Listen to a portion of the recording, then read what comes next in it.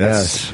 All of a sudden, E-Rock goes 20 seconds, and then another minute and a half goes by. I was told 20 seconds. I told him 20 seconds. Oh, Travis, I was going to fucking stick up for you and say Travis never fucks up. No. I was just covering for Eric. I didn't want him to look bad. But it was his fault. It was definitely his fault. That's Wolf Mother, Joker, and The Thief. We were trying to pick a Wolf Mother song before the show, and then stupid Paul picks the ballad. Which one did you want? It does kick in, but it takes too long. Tales from the Forest of Gnomes? Tales from the Forest of Gnome. That sounds like a Dio song. You love that gnome and dragon shit. Ronnie James Dio. I was thinking Dio, yes. Sounds like the next Lord of the Rings. Yeah, or something. And the gnome? I don't want to hear about a forest and a gnome. You don't like gnomes? No, I don't. Who doesn't like gnomes? They're awful. Everybody. That's you don't like gnomes? No. Hang out in the garden, act like dicks. Yeah, exactly.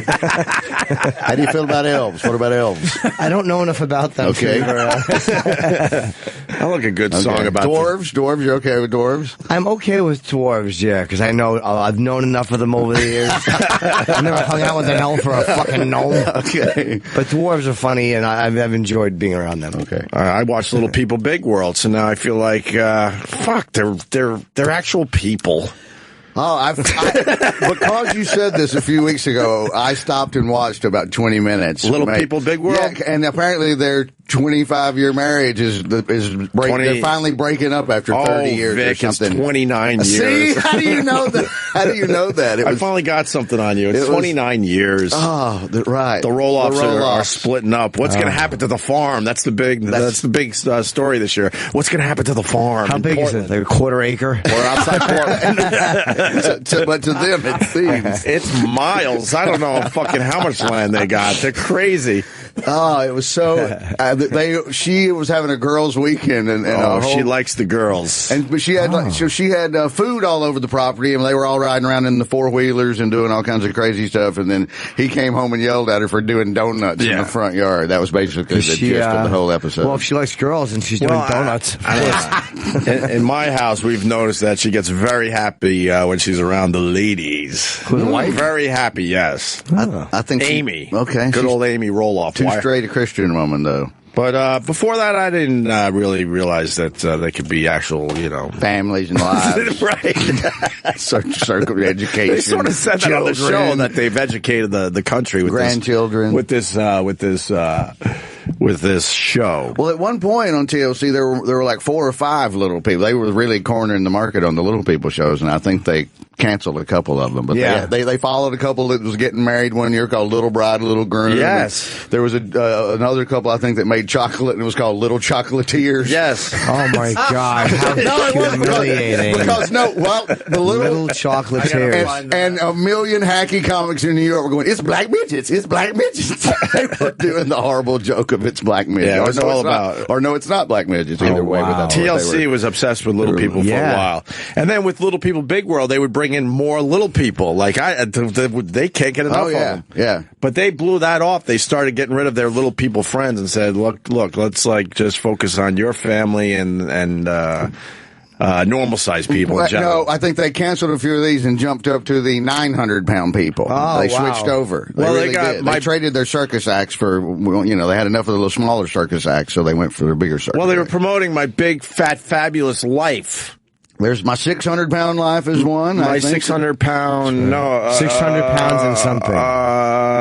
Not life, whatever. 600, maybe you're right. Whatever. There was one where they followed some lady named Ruby around, and the name of the show was just Ruby, and it was about her losing. She was a giant. Yes, she was a giant. Well, speaking of giants, then they got the show about My Big Giant Life. What is that one? My Big Giant Life?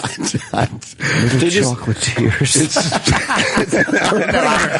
I was fascinated with this one. TLC, we've said it over the years. TLC is getting away with murder. This is the modern day freak show. They just package it in a way, but the only reason you're watching is because they're little people, or they're giant people, or they're big fucking fat people. At one point, I was calling it the Learning Circus. The Learning Circus. That's about right. Circus. They literally just modernized the freak show to me. Yeah. Yeah. I mean, because you really can't do the sideshow anymore. But if you show them in just a normal setting, then it's okay to watch this stuff. So Steve and Katie, the family, that's the Little Chocolatiers. I never saw that. You love this one, Jimmy. The Little Chocolatiers. I've never seen the Little Chocolatiers. They're putting their little hands in the big vat. But the fact that they have to call it the Little, they're just dwarves, but the chocolate tastes the same. Yeah. The Little Chocolatiers. But the Little, they have to call them the Little Chocolatiers. So humiliating. I was watching the other one where it was little people with the little kid. I saw that one for a little while. Yeah, they've adopted. That was that lady's they a doctor. adopted. That lady's a doctor, I think, and there's that one too. That's I think that went away. I don't. Yeah, that one's. I'm trying to think of what that one's called. Jesus, why are we talking about? Oh, because of gnomes. I feel bad for the Little Chocolatiers. They had a shot. They were all happy. We're going to be on TV. No, you're not. They weren't interesting enough. I guess not. It's just we need more. Because after a while, we're like, okay, you're little. What else do you got? And you make chocolate. Then you make chocolate. How does that fail, if you think about it? How boring are you that your show, The Little Chocolatiers, was a bust? Doop-a-dee-doo. I mean, that Oompa loompa. Look, we got to pump up the ratings, and then they just start playing that behind them. Here's the other one that, My Giant Life. Look how they mock her. They purposely put the camera above her head. Dude, they make her sit in a small chair. Jesus. When she's doing her confessions, they actually the set is there. Wow. It is. Go back to the set. She's a big lady. Look at what they make her do. They put her in a small. Well, no, that's a normal sized chair. Wow. It's more the angle. I like the shitty little, they put next to her a little teacup set. What the fuck is that? There's a table next to her with a little teacup on it, like a child's teacup set. I'm telling you, TLC is getting away with murder. I'm very surprised that no one's going after them. I don't want anyone to go after them, but in this dumb world we live in, I'm surprised they're leaving them alone. How big is she? They're exploiting them. Way over 6. Wow. There's a whole bunch of them.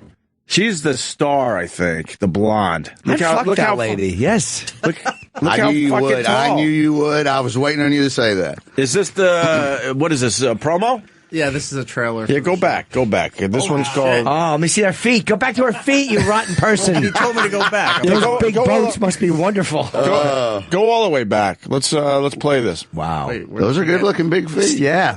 Size 81. You want to start from the beginning? Yeah, why not? Yeah, why not? Let's see these big galoots. It's fucking Friday. Who cares? Is this show still on? Yeah. When I go out in public, people think I'm the most exciting thing there because I'm so tall. It's so different to see. She's giant. Wow. You are. 6'9". And they just, out of the blue, say, oh my gosh, you're tall. She's cute. Oh, you look taller. You're tall, and I'll say, you're observant. You're not going to be able to see over me. The world is not built for people who are 6'7". 6'7". My femurs every time. Oh my God. You need to figure out what kind of car to put you in, I guess. Maybe something with a sunroof. Yeah, a big car. I want a big car. Yeah. Driving a car when you're 6'9" is difficult. Wow. Your knees are hitting Nice the big steering feet. wheel. I can't even get my head in. 6'9". Big lurch hands. Yeah. Oh, the planes. She looks like a giant version of the X's and O's broad. Yeah, she does. Look at I El forgot King. her name. El King. El King, right. Everything for me has to be custom. For one boob, yes. Exactly. Oh, wow. Any idea what we want? Anything long. Yeah. I have a lot of custom-made things. My cutting board, for example, She is fucking cute, 13 inches taller than the counter. Dating a woman that's 6'7", while you're 5'8", comes with its various personal. Oh, he's got to step on something to kiss her. He has to carry his little stool around and put it down anytime he wants to make out. I'm going to find you the perfect match. That one girl is cute right here on the beach. Her? Yeah. She's all right. She has her shoes off, Yeah. Jimmy. Purposely angling her feet into I know. the She wants to put them in my big dumb face. Nice tootsies, bitch. Jimmy Show, my big dumb face. My big dumb Coming to face. TLC. She could probably encapsulate your entire head with both. If she put both feet around your entire, we wouldn't see your face at all. See how they film Yes, them, the though? angle right They're there. so exploitive, but no one gives a fuck. Like they're in a dollhouse. Told her, Holy you're gonna shit. Be tall. Jesus, That's she's just a life. But if you giant. choose to love yourself, there's no telling what you can do. Yeah. I could be your Looks like armrest. Slender Man. My Giant Life, that one's called. That tall one with the cutting board, I like though, man. She was a bit sexy. Yeah, I wouldn't mind being on a date with her. People It's would too laugh at bad us. she's 8'5". Yeah, I spoil it. I like how he was psychically able to remove her shoes from one shot to the next, though. He just yelled out loud, take those shoes off, and then the next shot she had kicked the flip-flops off. Oh, my God. Those are probably size 12 feet, but they're pretty nicely shaped. She's not bad. The one that really bothers me is My Big Fat Fabulous Life, because she's trying to make it cool to be just a slob. Did we have her on the phone? She's owning it, but in the preview, they show that she might have some kind of issue because she's fat. Like the medics around. Rarely do you survive that. Your body just can't take it. There's a breaking point when we have to take a wall out of your house. Yeah, maybe find the promo for My Big Fat Fabulous There you go, Jim. Life. Oh, No, there's taking care of Jimmy today. Yeah, she's like a Mad Magazine cover with those feet. That's a giant foot. It's nice, I'm though. telling you, she could encapsulate, if that's the right word, she could Sorry, they're wrap your head stinky, up Jim. and squeeze it like a little, Oh, that's okay. That got 3 million views. Wow, that's 3,500,000 views, and it's from a year ago. Yeah. Oh, yeah. No, Not even, yeah, about a year ago. These shows are killing it for TLC. Whatever happened to her? The one with the tall one with the feet? Did she marry someone? I don't know. That one I didn't get into as much.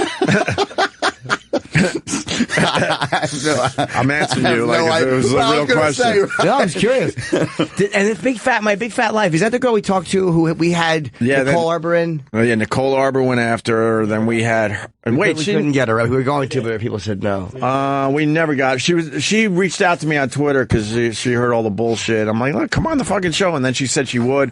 And then her people got to her because she was going to explain her part. But I don't know.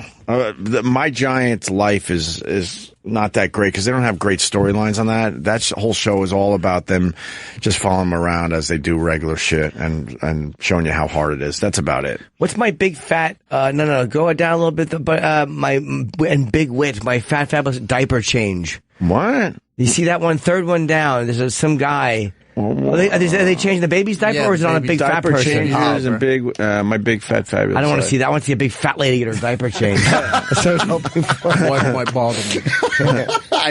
I'm with you. A big fatty. That was the right combination of words. It was just not what you hoped it was. You can't find the sizzle reel for My Big Fat Fabulous Life. They've been playing it a lot on TLC because it's about to start up again. Another season. Yeah. That's another big fetish for guys. Big fat ladies. I know. Chubby chasers. Yeah, I love them. Oh, there was a dude that played bass for when Catch a Rising Star back in the day had the house band. A lot of the clubs had a house band. And the bass player, that was his whole thing. And every now and then, and he knew them, and he knew how to find them and go to... yeah, so does anybody with Google Earth. But this was way before that. This was in the late 80s, early 90s.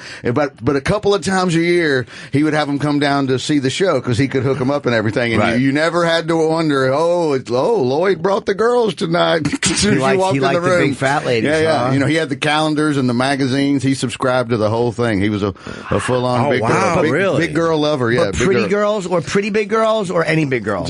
Well, they were all, the ones that came to the club were always pretty good looking. They had big giant boobs and butt. They were big everywhere, but they had pretty faces and nice smiles. And I got to tell you, the one that did the commercial with me and Aunt, remember? That's right. Yes, she was sexy. She was right.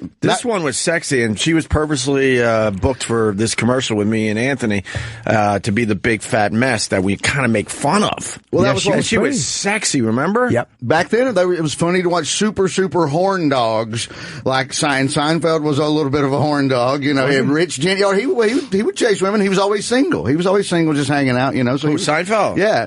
And so, and Mario Joyner was his running buddy, and then Richard Jenny and Dennis Miller, and it was always funny to watch them debate. Oh, Lloyd brought the big girls tonight. Ooh, I don't know. Ooh, that one. Right. I was just sitting at the end of the bar with my little notes and horrible, shitty act. And no one's going to try to fuck you. Yeah, let me see that commercial. This girl was actually really cute, man. She was sexy. This was, I don't know how many years ago now. She had nice legs. I'm going to guess 2007. So what do you think? Does this dress make me look a little fat? I remember this. No, definitely not.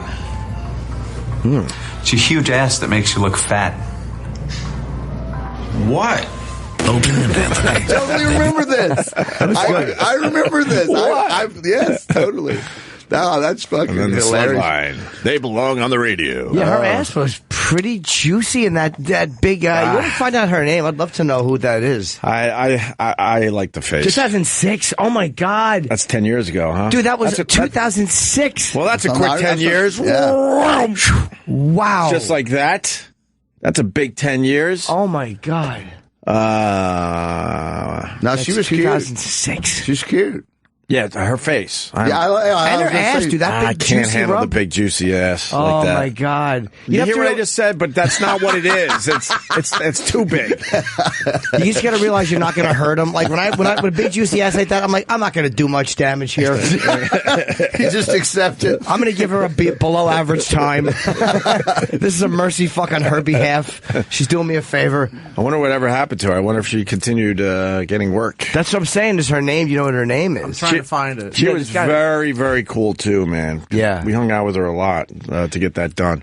She was very, very nice. By the end of it kind of sucked because we had there was all sorts of shit that we said to her, and then they decided what was acceptable for the commercial. So they played it safe in the end.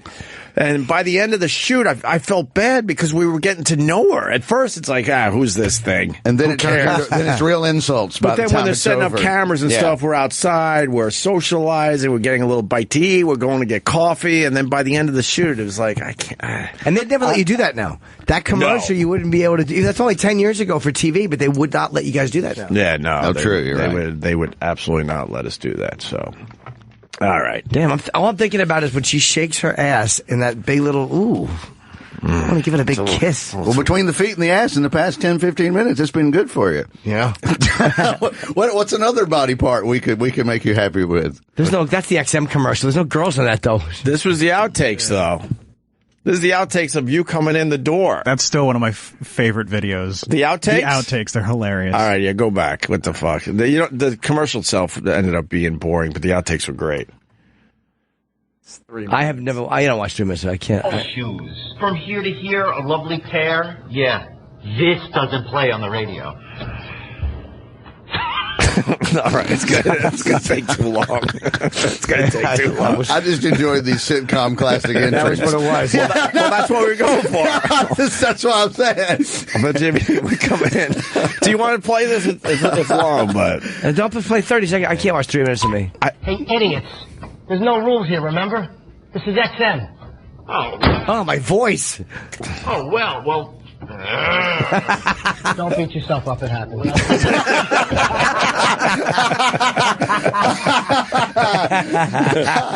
That's good. No rules here, you silly geese. This is XM. I can point. Good fucking point. What's the matter with you guys? Right there, stop. Should I go there or should I stop? all right, it's more of a visual. Too much of a visual. We'll tweet this shit out. Wow, for I you. still have that shirt too. I was going to ask you really? that was my next question. Well, that shirt's not going to fit you anymore. No, dude, I think I saved everything I've ever worn on TV. I think I save. I still have, I tell you, we talked about that, right? I still have the Psychos. I found that recently. The Psychos from the softball game. I save all that shit. Don't bring that up again. Why? Because I didn't put you in the game. Yeah. You did forget. You brought it up recently. No, but I mean, today I forgot. I actually did wear real shoes. I did wear real shoes. Yes, I did. You wore dress shoes? Yes, I did. I'm very snazzy. You wore loafers. Yes, I did. I'm a snazzy person. Floor chimes. Yes. I'm snazzy. That was just yesterday you had on floor Yes, chimes. I did. I had to shoot something. Let me go to this phone call. And you got you got that. Good. Will in California, go ahead. Hey, what's going on, guys? Hey, Will. Hey, buddy. Long-time listener. All right. Hey, how you guys were talking about that lady from My Big Fat Fabulous Life? Right. My wife, she watched, and I watched an episode with her. This girl has the most hateable personality. I agree with you, man. There's something about her that's not really likable. Yeah, like I think the episode I watched, she ended up going out on a date with this dude she was literally 6 times his fucking size, right? And just the most awkward date you can ever fucking see. Like, they did some shit with, like, pottery, making pottery out of the clay and shit. And maybe 3 words were spoken, to each other. And then afterwards, she said something like, "Oh, well, some people just can't handle my lively personality." And it's like, how fucking full of yourself can you Well, be? dude, they may have, and in fairness to her, they edit that shit. You never know all the stuff that got said that they cut out. Yeah. Yeah, that's true.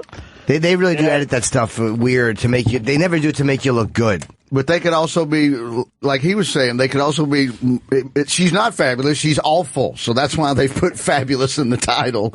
And now they're just going to follow her around and watch her be all cunty to everybody. Look, this That's is fabulous.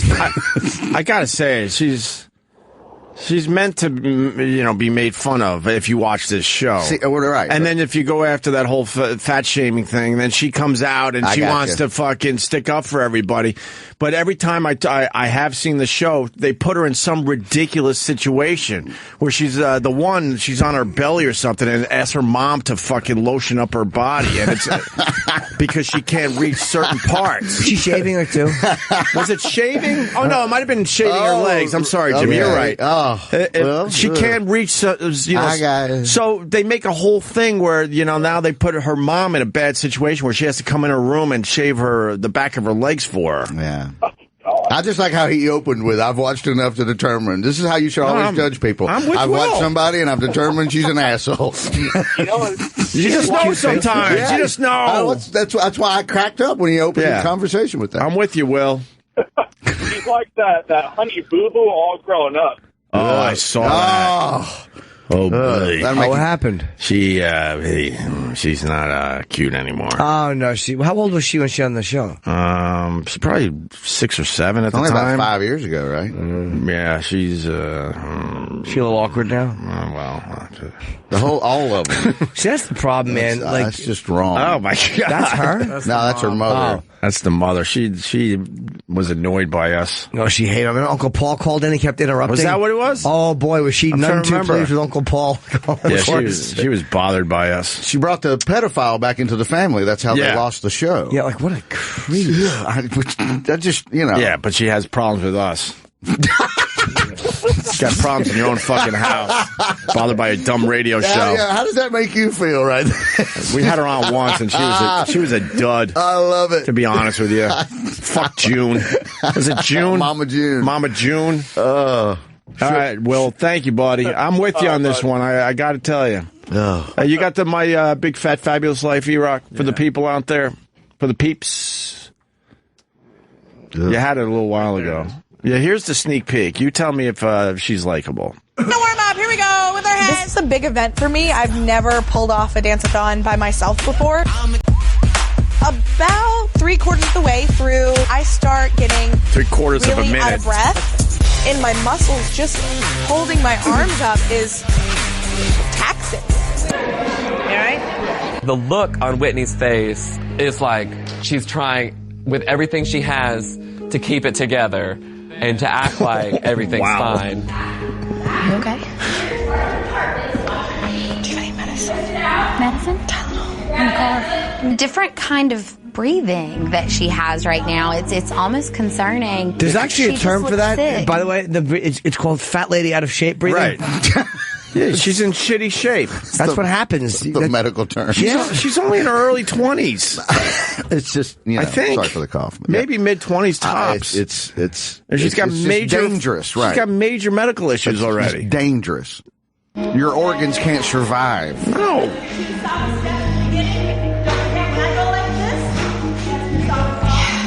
She's breathing heavily. She's sitting out the rest of... But it's like you said earlier, what about the sadistic fucks? This is not a celebration by the TLC people. She fell down. Yeah, this is what they wanted. Right. This is what they wanted. First aid trainer. Go to kinetics.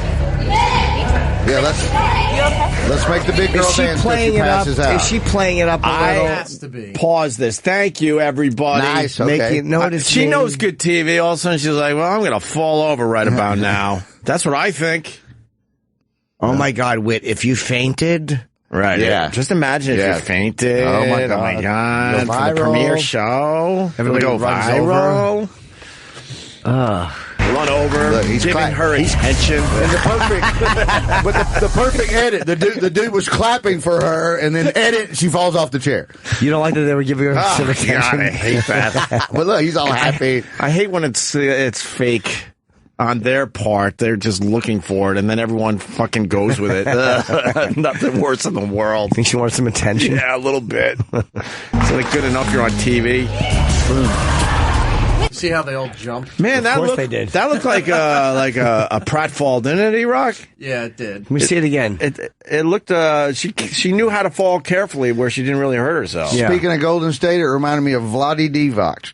Wow, I think he was Sacramento. He was out. Oh yeah, I know the player though. Greatest flopper of all time. I know. That's And why they it's just nice. And they were filming, by the way. Yeah. And then the gay friend going like this. How do you know he's gay, E-Rock?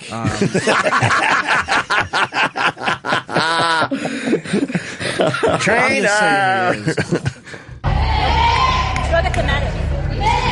Nobody rushes over. No. Now she's on the floor, passed out. Oh, I know what they're trying to do here. They're trying to do a crossover with Animal Rescue. Sea Mammal Rescue. Yeah. Oh, she's playing it up a little. Oh, now they got the dramatic music. For like 2 seconds, and I turned back around. There's nowhere and near Whitney's her trying to flat help. out on the floor, passed out. I have never seen Whitney go down like this. Medics are here. Medics are here. Medics are here. Ugh. I don't think you've seen any girl go down like that. Paul brought up a good point, too. He said nobody has their phones out, so it's fake. That's a decent point. No, they were dancing, too. Yeah, they had their shit in lockers. And they might tell them no phones before. So they can't tweet. So they can't send shit out. Yeah, so they don't get the viral cell phone video. You're right. You guys are always ahead of me in this modern world. Not help her in any way.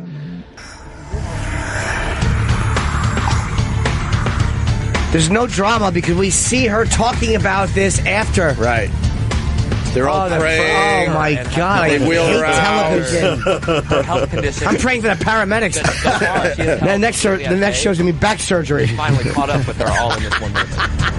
Took 6 of them. Oh my God, that's dramatic. Yeah. That's gonna make you tune in. Oh, what's gonna happen to Whitney? Oh my God, is she okay? Oh yuck! Dunk, praying. That's not the promo I saw. There's one where it's a whole montage of everything she's going to do this season, and it's all just ridiculous shit. Boy, didn't she die? How does she do all that other stuff if she dies in that one? Oh, wow. Thank the Lord. If you could find the sizzle reel, if not, that's fine, I guess, but it's so annoying. She's jogging on the beach in the next episode. We're going to have her run in sand. Oh, yeah. Her and Rocky are racing, and then they hug. She falls on him. Season 2 trailer. This might be it, E-Rock. It's worth playing. No, that's not it. That's a Rick roll. Oh, we got Rick rolled? Yeah. Oh, E-Rock. E-Rock. Slate is different than what it Promo actually 2. is. Thought a Rick roll was a new treat. You saw promo 2? It says Big Fabulous Life Promo 2. Where's right there? I'm telling you, it's worth playing. Let's try this. Now you got to skip the ad. Skip the ad's easy. You skip right now. Bam. All right, here we go. There's Whitney. Oh yeah, he's doing some kickboxing. That's why you laugh. You got to work on some boundaries in this house. I have polycystic ovarian syndrome. It's an endocrine disorder that does a lot to your body. But I still have a choice in how I let it affect my attitude. I'm Baywatch. I may be fat, but I am still fabulous. I can do it, sister. My big fat fabulous It's life. just kind of yeah, that's an old promo one as well, because they show the scene where mommy has to fucking shave the back of your legs. So weed whacker. Yay. Why does she have something on her face? Oh, that's right. So baby don't piss up in your face. She's changing a diaper. But she got like almost like a burqa thing hanging off her face, like a mask. But I bet that's so the kid doesn't piss on you. Well, no, you change them sideways. Everyone knows that. Oh, you don't go straight on like that. That's another thing. So she can wear the stupid thing and look ridiculous in that scene. They do piss up in your I don't face, know why I'm so annoyed by this. They do. It is very common, but then I didn't think we'd be getting diaper changing from Father of the Year over here. But Father of the Year, Jesus, well, not even close. I knew try the basic concept to roll them on the side there. I'll tell you this: I try really hard, but I'm not even close. I'm not in the running. But I've done who knows, maybe 1,000 diapers. Yeah, I don't know. Yeah, you don't go straight on ever. It's always sideways because they will pee in your face. And you take a little peek, make sure you got everything done over there. But that was just to show her looking ridiculous. My dad wouldn't change. My mom, I think, did most of my diapers. But I remember if I shit my diapers, like both my parents would come in and they would mush my face in and go, "Look what you did!" Wow. It didn't affect me. Not at all. No, it made me a good boy. A lot of people can't remember that far back. No, I just remember they have videos they show me. Being shamed for dutying. Okay. That's what you do with a puppy more than a baby. As one would think they should have known that. Young parents. Just crazy kids. Yeah. I got to take this call. It's Shannon in Dallas. Go ahead, Shannon. Hey, good morning, gentlemen. Shannon? I was just going to say, it's possible, in Louisiana, they have a show called The Pitbulls and Parolees. They could always just create a new show called Fatsos and Faggots, where faggots can try to save fat people. Pitbulls and what? No, I mean your call. You, Jim. I'm not falling for that one. It looks funnier on the line here. It says, "How long until there's a show called Fags and Fatsos?" If you would have just went with that really quickly, I think that you would have got a quick little laugh there. She had her 2 obligatory gay friends in her promo with her. Yeah. All right, Shannon. We tried. Can I ask a serious question though about fat people? Yeah. And no kidding aside. All kidding aside. Excuse me. I have a friend, and this is legit. She's a beautiful woman. She's a plus-size woman. She's a big girl. She's independent, single, a teacher, is a go-getter, everything going for her except for she's a big girl. And I've been trying to, how do you find guys who are interested in plus-size girls, Jim? I'm not a big fan. It's not my thing, but there's guys. It has something to do with a lot of them that are afraid of being left, and they think that a bigger person won't leave them. I think that's where some of it goes to. Or some guys just like it visually. I don't know where you go. She's legitimately a beautiful woman. Like, she's got the incredible personality. She'll find a guy to hang with. She'll find a guy. I'm married, but but it's the fact is that she's just a great chick. She'll find one. She's a big girl, and to find somebody who's interested. You want to say, hey, I got this chick I want to introduce you to, but, she's a bigger girl, so I hope you like she'll that. find someone. Sorry, we're seeing another scene we're going to get into in a second. We're watching we weren't even going to do this. It started with gnomes, and now we're doing this. I don't know. That's why I love doing radio. You never know where it's going to go. We can talk about the ball game. We're going to. That's what I wanted to talk about. Switch it up. But when Whitney busts her pants open, we have to follow this line. I believe there's women out there that are on the big side that absolutely could find someone, and it's a real relationship. But there's also, like we started the conversation, there's a lot of chubby chasers, and it becomes their fetish, and they don't want you to be healthy because that's what they're really into. And then if you, as the woman, let's say in the relationship, tries to lose weight and get healthy, these guys actually get fucking pissed off. They're enablers, and they're the ones trying to push the fatty foods on you. No, baby, more chicken wings, more chicken. Go ahead. Well, you see that in those, what's that other show where they drop all the weight, but you got the enabler in the kitchen trying to keep them frying up fat. food. Well, what was that show? I don't remember. It wasn't my 600-pound life. No, it was one where they had to lose the weight. What was that called again? Not Biggest Loser. It was one of those big person shows. Remember, it was all the needy. Come on. Was it 600 hours pounds? and hours of this? No, but it was a show like that. Where they had to lose the weight. It was sort of an intervention for the fat people. People are screaming at their radios. They know the name of the show. Celebrity something? No.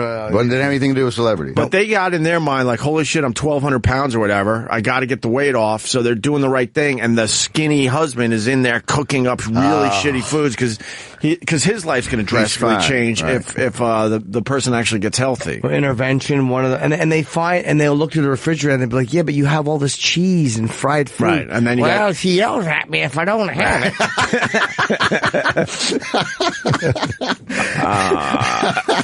I don't know about you, but I like a grilled cheese at 2 or 3 in the morning. It's healthy to eat. You got to eat some kind of a balanced diet. You can't just eat nothing. Butter is protein.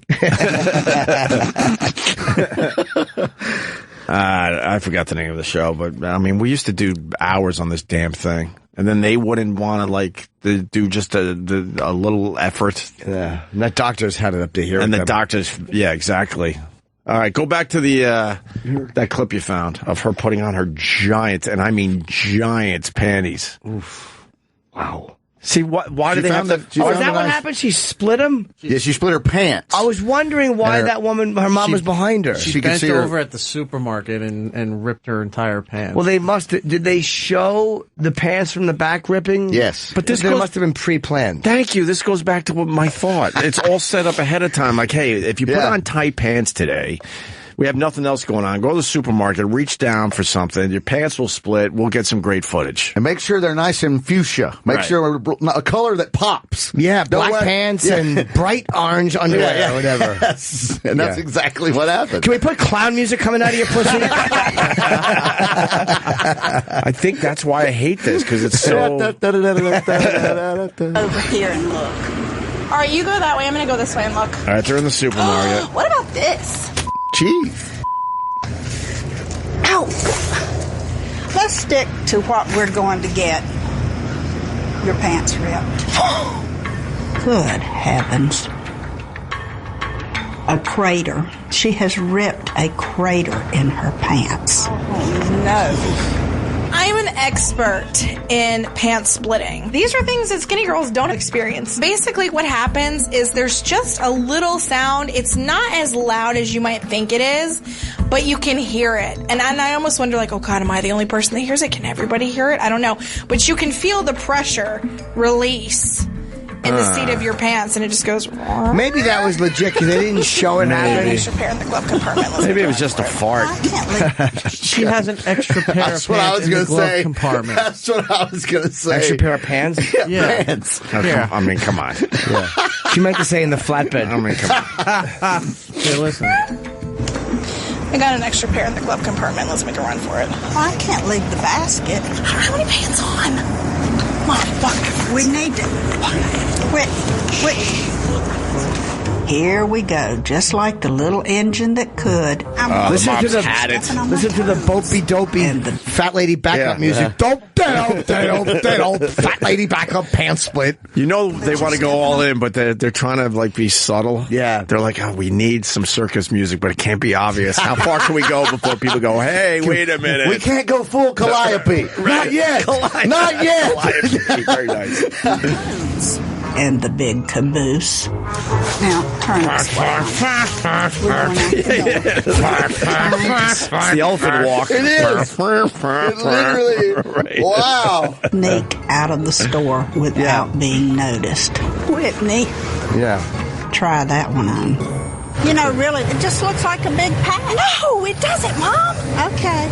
Oh, my God. I love these two scenes they dubbed together. They make it look like a guy is staring at her, but it's really just probably some guy walking by that they filmed prior. Can we use you? Please. Flowered underwear. Christ. Now, in my family, we always wear white. White. Our neighbors are white.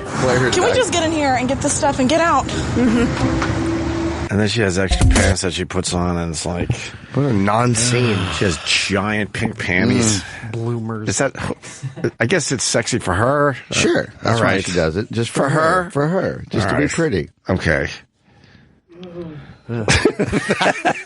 Just like a broken beanbag chair. And the pants look like stretch pants that are not supposed to rip. They look like leggings or something that's supposed to. That was set up. Get the fuck out of here. I don't know why. I know why I'm annoyed, because they're pushing it. Because it's a trick. Right. Yeah. You're playing halfway carnival music. That was really close to carnival music in the circus.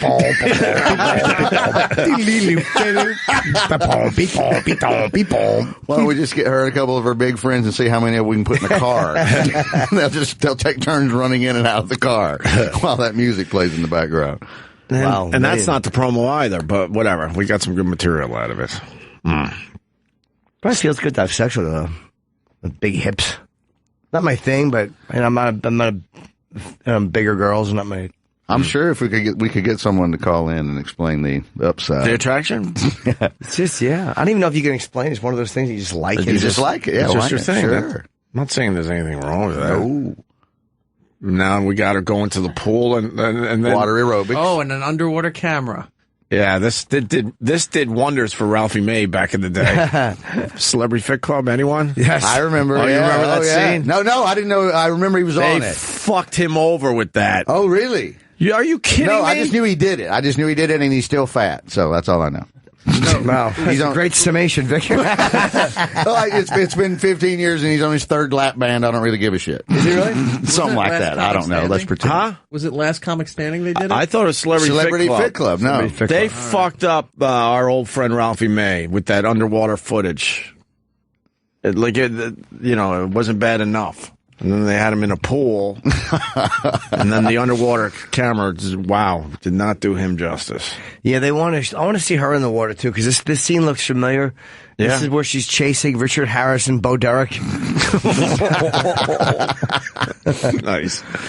Yeah, Ralphie's, at least in the hospital. Ralphie did not, that was not kind. No. All right, if you find it later, it's fine. Go to that, with her in the swimming pool. We got to move on from this. I understand, but this is too much. Babs goes to the pool. How are you? Welcome. All right, we're just sidestepping or jumping jacks back and forth. Okay. Once the class starts, Mom disappears. I don't know what she's doing or where she is. I have a feeling she is refusing to put on her bathing suit, but she's nowhere to be found. Abs are in nice and strong. Yeah, dead. Why is she wearing dark sunglasses? Ew. Mom makes her grand entrance into the pool area wearing her sunglasses, bathing suit, and her pantyhose. Listen to the music. I don't know what century women used to wear pantyhose with their bathing suits. What is this? Not this one, I know that. Whitney, they hold everything in. Am I the only one in here who has on pantyhose? I think not. Babs sticks to her southern roots, and if that means wearing her pantyhose in the pool, then that's what Babs is going to do. Bless her heart. Out and in. I hate the two of them together. They are as unlikable as the caller suggested. Yes. Mom used to be a synchronized swimmer. It is clear that today she's completely uncomfortable. Oh my God, they're not doing it right. I can't believe they're showing this. Synchronized swimming. Who the fuck does that? That's stupid. Martin Short. That's classic. Classic. He does it. The one brother can't swim. He can't actually. This one's especially challenging. But no, that's he was him. Good at that. It's him and Harry Shearer, I think. Was it Harry? Yeah, I think it's right. That's still one of the funniest goddamn SNLs. It is absolutely wonderful. Right. Yeah. Just his face, just his Martin Short's facial expression. He was very much into it. Oh, it was so good. Yeah. It's a great bit. It is one of the best. We'll tweet it out. It's probably a very old version of it now online. Yeah, there he is. All right, now we're just watching a lot of shit, but that's it. So my big, fat, fabulous life is going to be on TLC again. Let's try to get her on the show. Whitney or Babs? Start with Babs. Go easy. We almost had Whitney on, and then her people said it's not a good idea. So we circle around. We go to Babs. We actually were going to play it, nice. Well, we were. I know. I believe because I wanted her to explain this a little bit. Tell them we'll play nice music. Yeah, exactly.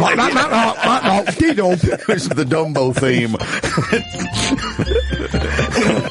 Oh, they want to be playing this during every scene.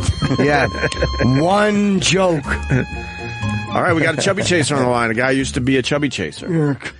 Let's say hi to Bob. Bob in Yonkers. What's up, Bob? Dad. What's up, dude? How you doing, guys? We're doing good, man. Used to be a chubby chaser. Oh, but I'll tell you the reason why, and you appreciate this. They really practice their trade. If you get the right one, and I'm not talking about, I did a lot of numbers, but back in the day, maybe 15 years ago, I went out with this girl who probably was in the area of 190 pounds, 200 pounds. And she used to go to the spa. She used to get the hair taken off the right places. She used to give the best blowjob I've gotten, and I'm 50 years old right now. So I can tell you right now, they really do, the right ones take care of themselves correctly, and they know their man, and they know how to please him. All right, there you go. Yeah, I'm not saying it's a bad thing. No, it's a good thing. It was a good thing. Let me breathe that way. Anyway, You said I used to be a chubby chaser. Then what happened? I ended up marrying a 112-pound woman. Boy, you really did an about face, didn't you? Right. Then someone told me he has to carry her across the threshold. That's what it was. All right. Excuse me. It just was your thing for a little while, but you weren't going to go all in and marry one, it sounds like. Let's not get crazy now. Let's not get crazy.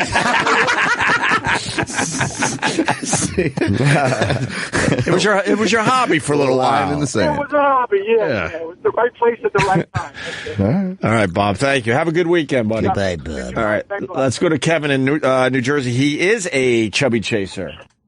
Kevin, you want to add to what Bob was saying? Well, more or less, man, first of all, I'm a bigger guy. I'm 250 pounds, I'm 6'2". It's hard, sometimes smaller girls, you can fucking break them, man. And I've dated a lot of different girls in college, and I hate jerking off. So I always had a stable of fatties on the side, and I was like, bring it in. Yeah. Late at night, hey, it's a quick hit. And I found out that, one, those girls, don't do anal. Right away. They're much more open to doing anal, having threesomes, things like that. And then, I ended up meeting a great girl, and she's the prettiest fat chick on the planet. I love her.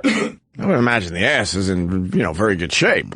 Oh, dude, it's tremendous. And, it's been overused. Right. Well, so it's good. I mean, and the fact is, if you're a white guy and you're hitting on them, they're like, what the fuck is this? You're a unicorn, because they're usually getting molested by black guys all the time. All right. It's your thing. I don't think there's anything wrong with it for real. The guy's being all sweet and soft on the phone. Yeah, she's got a good ass for fucking, and she thinks you're a moolie. All right. That's their best quality. They take it in the ass. Yeah. Jesus. All right. That game last night was interesting. Well, it's. I stayed up until I knew it was done. What was the final score? They won by 15. Golden State, I think. Yeah. 104-89 was the final. The Golden State Warriors, their bench is better than the Cavaliers. That might be the difference in this series, huh? That's what seemed. Everybody wanted to know if a healthy Cavs team, because last year they only had 7. Is this 10? They literally had 7 guys. That's all they could play last year. Were 7 in the finals. And LeBron James put them all on his fucking back, and he did some incredible things last year, but he couldn't get it done. They won out there in Oakland. So wait, how many? What was the final game score last year? They won in 6. 6 games. Cleveland was up 2-1, and then Golden State won the next 3 and closed it out. Okay. Yeah, 4-2. Because it was just LeBron by the end, and Golden State still had 10, 11 quality guys they can play, and they just wore you down. So this year it was, we're going to find out now for sure who's got the deeper team. And after one game only, the bench for Golden State outscored them. It was 39-5. At one point, the benches, the subs had outscored the Cleveland subs. Golden 39-5. State has a much deeper team, so this is going to be interesting. I mean, Golden State was supposed to win; they had their home game. It's tough to win on the road. Yeah, but they did last year. So and you got with a lot of these same guys, you got to remember that. But so far it looks like the Golden State 11 is better than the Cleveland 11. Oh, that was pretty obvious, as evidenced by last night. Yeah, but Iguodala, who was the MVP last year, he's Iggy. And he's not even a starter. And he's a beast. Right. And the whole thing, it's just, I can't believe it. I think it's gonna be good. Steph Curry didn't have the greatest game, but then again, they were like double teaming him and stuff, which, left a lot of guys open for their shots. That's what I said to you earlier. I think that just Golden State had way more open shots overall and made the open shots. Yeah. Cleveland had a hand in their face. It was like somebody was in somebody's shorts with them the entire game. And so they only had a few open shots and then they didn't make them. I think that was the difference in the bench. And, it's one game. So we'll see. And the Cavs need J.R. Smith to wake the fuck up. Yeah, he only had 2 points until the fourth quarter. He shot his first. He was over. He didn't even shoot it but twice till the fourth quarter. Right. He had 2 attempts. Right. Or something like that. But I don't really like him too much. You don't like J.R. He's Smith? He's erratic. But a lot of the shooters are. But when he's on, he's ridiculous. Well, you can say that about any streaky shooter. He's a very streaky shooter. But I'm loving it, though. I'm going to stay up for every game. They're going to milk this. Like you said, they've spread it out over more days. It's 2-2-1-1-1 as far as the games go. Wow. So, it used to be 2-3-2. right. But now it's 2-2-1-1-1, and they're giving the guys an extra day's rest. They were swapping basket. It was 69-68 or 71-70 right there with 2 minutes to go in about the third, and they were swapping. They'd come all the way back from 14 already. And then they just fell apart again. Yeah, they shit the bed. But you can watch enough tape and get on the work train and see what happens, and we'll see how good of a coach Tyronn Lue is. Right. You know, if he told them shut down Thompson and Curry and we'll win for sure, but had no safety net of, oh, by the way, while you're doing that, watch these other fuckers. Don't forget about Iggy. Good old Iggy. Or any of them, or Draymond Green, or, you know, Spates, and who else had Barbosa? Right. You know, a whole bunch of their subs had like everybody, 5 or 6 guys had like 10 points each. Sean Livingston, had the career high. Had 20 points. Yeah, had a career high. So, 1 game down. I'm loving it. I wish the game was a little closer, but then again, I got to go. I crashed. You got to go to bed early. I knew that. I'm like, okay, this thing is definitely done. I gotta shut this off. I want to see Cleveland win. I do for that reason. It would be an amazing story if they win. I don't know. They haven't had anything. People ask me on Twitter, who do I want? And I don't know who I want. I'm okay either way. You know, I really am. I'd love to see Cleveland win for Cleveland, but this is a historic Golden State thing, and you know, you're watching a guy here at the peak of this. He may be the best shooter. Right. You know, in 30 years. Well, Thompson's at least. Pretty fucking good. Yeah, too. He's not bad. He's Holy the second fuck. best. He's on the team with the best. It's pretty fucking amazing. You know, it's like, okay, Scottie Pippen. I truly think I want Cleveland, though, because it would be an amazing story. Yeah. First they would lose their championship minds in 50 years. And they need it. For one of their major sports. They'd be very happy. Sports teams. Oh, there's no telling the kind of parade they'd have. I'd love to go just to see what they do. Oh, the city would lose their fucking they would minds. lose their minds. Are you kidding me? They would be good for 20 years. They would absolutely be good for yeah. 20 fucking years if this happens. Then the day after the parade, they'd be like, oh, just everything's the same. I think if anything could make the entire city momentarily in a good way go, fuck the Browns and their bullshit. I think because it'll always be a Browns town. It's a football town. It's the Cleveland Browns. Would they be happy if they won the Super Bowl? Are you kidding? Would America be happy if the men's team won the World Cup? It would be like the beating the hockey. You know, it'd be crazy. It'd be historic. Speaking of sports, really quick before we go to break, the Olympics are in trouble. Oh yeah, there's more and more people going, fuck that, I ain't going down there because of the Zika. Yeah, and the shit in the water too. Both. But Zika's the latest. In the water? There's all kinds of shit all over the water. Some in the venues, you know, in the rowing where they're going to do some of the not there's logs coming out. Yes. Man, if you know you have Zika in your fucking city, wouldn't you get rid of every fucking puddle? Oh, it's just, well, you got to have the resources. So what are they going to do? When's the Olympics? It's this summer. August. Beginning of August. And they're fucked. Rory McIlroy, did he officially say, I'm fuck this? Yep. And then there's somebody from NBC, one of their people that's supposed to go down to cover it. She said, look, I want to get pregnant someday. I'm not going. And that's a big story in the paper Some today. of the basketball players, too, I believe, also. Some of the pro, you know. Sure. Why should they? There's no money for them really there. Outside of the Zika, too, Brazil was also petitioning to other countries to help with security because they can't fully secure all the areas. So they need other countries to help with security for the hotels, for the venues, things like that. Yeah, because there's going to be so many people trying to fuck around. The cops will probably be out in force, but is it in Rio? Yeah. Oh, it's right outside of course. Actually, I think. Yeah. Copacabana. Yeah, I've been there. but yeah, you got the mosquitoes, you got the shit in the water, and now you got the threat of ugliness. Although they'll have to make deals with the drug dealers and the favelas to kind of keep everybody. What's the shit in the water all about? I just can't. That was going on when the World Cup was there 2 years ago. You know, I talked to a bunch of guys I know that work for ESPN, and they were down there, and they're like, we're not swimming in that ocean. It's not, they pump the raw sewage from the city right into the ocean. And even though that beach looks beautiful. Into that beautiful beach? Yes. Is that really? Yes. It's not good. I didn't know they did that. It's about Meyer Rudolph, who she portrayed. I was watching the finale of SNL, and they did this on Weekend Update. She came out as the just recently impeached Brazilian president, as in character as this lady, Dilma something, I believe. That. Yeah, and that's what she did 90 jokes about the poops in the water, and we got to build some buildings with the poops in the water and all this other stuff. But that's because it's rooted in truth. Continuing with sports for a second, just quick little headlines. Ronda Rousey might not fight this year. Knee surgery. A little minor knee surgery she had to take care of. That sucks because we were all looking for possibly the Garden in November with Ronda Rousey. I think that's what they were looking at. Although UFC 200, the lineup is fucking What do we got right now? Incredible. I just look. I know it's Jones Cormier 2. It's Aldo Frankie Edgar. Jesus. Misha Tate is fighting. I looked at it. I should probably remember it, but I don't. Misha's fighting. Actually, I don't know the women's division that well. I just know literally a couple. like 6 amazing fights. You have the lineup for that? It's fucking amazing. Yeah, Ronda might not fight at all this year. I wonder if she's got the whammy on her. Like she's just fucked up and this freaked me out. I think she still needs a little time. We'll give her some time. Yeah.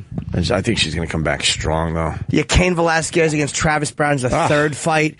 Kat Zingano against Pena. Johnny Hendricks is fighting. TJ Dillashaw. Holy shit. And Sage Northcutt is kind of a new young fighter who lost. Yeah. It's a really amazing lineup. Amazing lineup. Velasquez and Brown. Damn. Yeah, I mean, and Cain Velasquez is the fucking 4th fight on the list. Isn't that unbelievable? He was in here. We had Kane in here. Yeah, he choked me. Yeah, he did. We had him right after he won. That's right. Yes, we did. So that's happening. And then Muhammad Ali, where are we at with that? He went into the hospital with a respiratory issue yesterday. Yeah, how old is he? He's in his 70s. I was looking it up. 70, what did I say? 70, I want to say 74. 64 Olympics was, so he was, if he was 20. 36, that's 52. Yeah, about 74, I think. Is that what I looked up yesterday? They said he's going to be okay. He was in fair condition, so... All right, we're going to take a break. Vic Henley is here, live from Lou's Cruise. Download that on iTunes, please. And come to Gotham or the comic strip or the Cellar if you're here in New York City, because I'm bopping around all over town. And we brought you in because you're going away for about a week or so. That's true. I'm going to try to worm my vacation to Cleveland, Ohio. Going to try to worm my way into the ball game next Wednesday. And you'll be right behind one of the baskets, right? If it works. If it works out? Yes. I'll be looking for it. That's a good sign. That big white head of hair is very you can't miss. You can't miss me. That'll be game 3, right? It'll be game 3, yep. In Cleveland. First game in Cleveland, so. And Jimmy's got a bunch of dates on JimNorton.com. Yeah, and Columbus is on sale as of today, I think at 10 a.m. For July 21st. That one wasn't on sale, but now it is. Bunch of Albuquerque, Salt Lake, Edmond, Oklahoma, Fargo, Minneapolis. Just go to my site, Pittsburgh, all over the place. There you go. And DC dates being added. Nice. And E-Rock, we got a podcast, right? Tom Brokaw? Tom Brokaw, yeah. And you got your show today? Yes, at 6 p.m. Eastern, 3 Pacific. E-Rock does a damn good radio show every Friday. No, I know. If you haven't checked it out yet, you definitely should do that on the way home today. Is there food coming, or do we have any interns? I was hoping the food was coming. Do we have interns? No, not yet. Not yet. We'll have them soon. So and weird. I guess that's it for now. We'll be back. What the fuck is this shit? The boys are back. Sometimes I just want to come back. We keep it all professional and shit. I like it.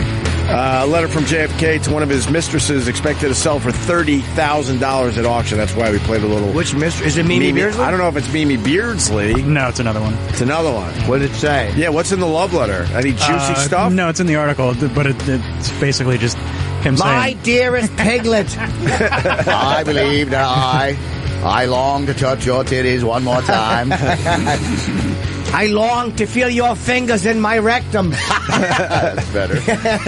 I want to peel off my sweaty back brace and feel your fingers peel my cheeks apart. Is it okay if my brother Bobby watches for just a bit? Teddy's head hurts. That's because it's too big. Here's a little taste of the letter. Why don't you leave suburbia for once? Come and see me, either here or at the Cape next week, or in Boston the 19th. I know it is unwise, irrational, and that you may hate it. On the other hand, you may not, and I will love it. You say that it is good for me not to get what I want. After all these years, you should give me a more loving answer than that. Why don't you just say yes? What year was this? 63. Jesus, JFK had to fucking grovel to get a chick to come spend time with him. He probably liked that she wouldn't give him what he wants. October 6th, a month before he's dead. Oh, I hope she didn't go and then regretted it. Fucking rotten bitch. Unfortunately, I didn't have E-Rock's mic up when he said the letters from October 1964. Because I saw the line below says 64. Yeah. Up here says 64. Oh, he was long gone by October 1964. Wow, just before he died. When did he die? November 63. November 63, okay. Yeah. You too. And November then 22nd. This woman was like shot and killed too. Oh, really? No. Yeah. Was she in the limo with them? I didn't even know. Oh. Meyer. No, it's, and her murder has never been solved. She was the wife of a CIA agent, and she was killed in October '64, 1 year later after the letter Gee, I was wonder written. if the CIA agent found a letter written by Jack. She's crying and playing with her pussy over a letter. What is that, honey? Nothing. You don't want to see this.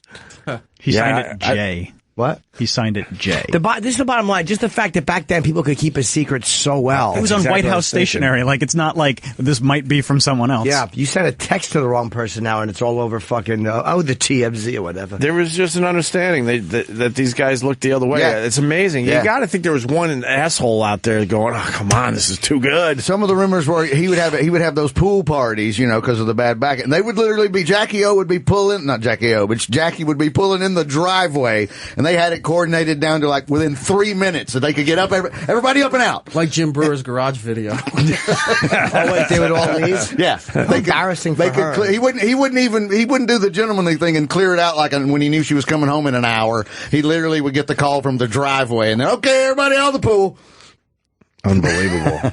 What more of the letter? This is. Oh, it isn't known why the letter was never mailed, but Kennedy's personal secretary, Evelyn Lincoln, saved it in her collection of memorabilia from the late president. Oh, she never got it. Oh, wow. And Lincoln's secretary's name was Kennedy. And Kennedy's secretary was named Lincoln. That's true. That's why they were both assassinated. That's why and John Wilkes Booth and Lee Harvey Oswald have the same amount of letters. Right. That's true. And John Wilkes Booth shot Lincoln in a theater and was found hiding in a warehouse. And Lee Harvey Oswald shot JFK in a warehouse, was found hiding in a theater. Yes. The coincidences are endless. It's Ripley's, I'm telling you. And they both had vice presidents with the last name Johnson. That's true too. Yes. The value of the letter is estimated to be $30,000. Along with the letter, several other JFK items are for sale, including a wooden rocking chair used by him. Oh no, 2 of his pubes and a wood fist. Wow, so what happened with the girl? Who was she? Who was this bitch? I think we know exactly what happened. Think the CIA husband fucking found out? Yeah. A CIA husband? He could get some things done. They doesn't say a 4-page love letter. They think it's Mary Meyer, the lady that died, that's murder hadn't been solved. Mary Meyer. Meyer, yeah, the president's mistress. She was his mistress. Let's take a look at this bitch. Yeah, what'd she look like? That's not the one I'm thinking of. There were so many. Show me a picture. It's so funny that we know that he had so many. We know 2 or 3 of them's names. That's how many mistresses. Yeah, unbelievable. Wow. The murder. Oh, it's all about the murder on the wiki. October 12, 1964. She finished a painting and went for her customary daily walk along the Chesapeake and Ohio Canal towpath in Georgetown. Oh, in Georgetown. Mechanic Henry Wiggins was trying to fix a car on Canal Road and heard a woman cry out, "Someone help me, someone help me." Let's see. Wiggins heard 2 gunshots and ran to a low wall looking upon the path where he saw a black man in a light jacket, dark slacks, and a dark cap standing over the body of a white woman. Well, that's either true or it's the CIA had this guy there to completely give the wrong description. Well, the husband says that he was okay with the police results, that it was she died of the result of trying to save herself in a struggle and a sexual assault. So that he says he's okay with them coming up with that, and he didn't believe in the... Of course he's okay with that, because he came up with the fucking scenario. He does not believe in the journalistic speculation. Right. With approximately 40 minutes after the murder, a D.C. police detective spotted a soaking wet black man named Ray Crump, probably outside the office to have your name changed, hopefully, about a quarter mile from a murder scene. Crump wasn't running, he was walking. Testified Crump was arrested, and no gun was found, and Crump was never linked to any gun of any type. Used to murder. Yeah, the FBI was with. I'm curious. Did this guy go to jail? He went to trial. No forensic evidence. So. And he didn't go to jail? No. No, it's unsolved. The FBI crime report was withheld from the defense during the trial. They didn't even use it. Why? I'm just reading it.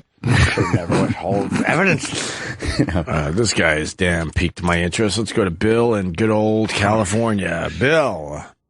Hey, good morning. Good morning, buddy. There was something online about the top 20 presidential affairs recently, one of those pop-ups on Yahoo or something, and course, 8 or 9 of them were JFK, but the two that really stuck out were, one was Lincoln, and it was with a man, which I'd never heard that he had any... Yeah, there was rumors about Lincoln. Yeah, I knew that one. Yeah. The other one was George H.W. Bush, the old man. The old man? Yes. Well, do you blame him? Well, the old man what, had affairs? Yeah, he had a standing long-term girlfriend because I was at a benefit. Wait, can you say that? I guess you can. I don't give a shit. I was doing a benefit at Caroline's, and Joy Behar knew all about this. Joy Behar from The View, and she's funnier than shit. And she knew the lady's name and knew the whole thing about his history and was angering the living fuck out of this Republican right-wing crowd that we were supposed to be raising money for at a fundraiser at Caroline's. And it was so, I sat in the back and laughed my ass off because I didn't know the story either. And it was funny to watch her be the comic and make everyone angry. All right, go start with George Washington. We'll get to Lincoln. So, we found the site, George Washington and Venus. That's right. She made wooden teeth. And George was rumored to have an affair with a slave named Venus. Wow. Resulting in the birth of a son named Wes Ford. I had never heard of this. Descendants to this day deny it ever happened and refused any kind of DNA research. Why'd they refuse the DNA research? Right. Abraham Lincoln Who refuses DNA evidence? No kidding. Abraham, that means they're a little paranoid that the results are going to come back. They don't want to find out that there's Abraham Lincoln and Joshua Speed. Yes, you're reading that right. The two lived together for 4 years and were rumored to have shared the same bed. A second affair was said to happen with his bodyguard, David Derrickson. Yeah, there you go.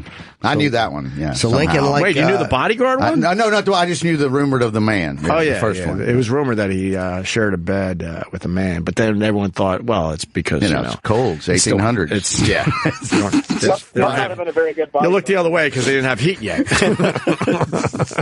What were you saying, buddy? He must not have been a very good bodyguard. Oh, okay. I get it. I get it. Wait. I get it. But here's the first. Here's the guy gets shot. I didn't even get that. Oh, really? I was thinking about it, fucking him or whatever. No, that's where I went too. I was went totally there first. lost. That's why I had a You were ahead of me. Yeah, you were completely ahead of me. Oh my God, the tub lady from The Shining is doing a fucking a walk outside of Fox News. Oh, God. What is that? The Beach Boys were just on Fox and Friends. Oh, no, they're doing beach stuff. Yeah, and they had beach balls bouncing around the crowd. Get it, beaches. I'm sure the Beach Boys don't want to see any more beach balls. They've had it with the beach balls. Then you got JFK and Mimi Alford. Yeah. No president liked to wander more than JFK, which will become evident in this list. The biggest cheater to ever reside in the Oval Office has a never-ending list of women, who claim to have had an affair with him. And unfortunately for Jack, several of them have been confirmed. One of the first conquests was White House intern Mimi. 19 at the time.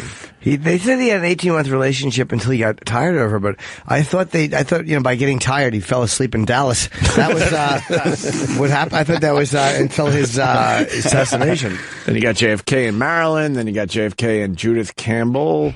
JFK and Ellen. God, JFK fucked. Be faster to list the women in the 60s he didn't fuck. No kidding. Good for Jack. Then you had Grover Cleveland and Maria Crofts Halpin. Ian's mom. Ian, yes. Presidential election got ugly. Cleveland's opponent, James Blaine, alleged Cleveland had fathered an illegitimate child with Halpin while practicing law in New York. All right. Then you got Clinton and Lewinsky, Buchanan and whoa.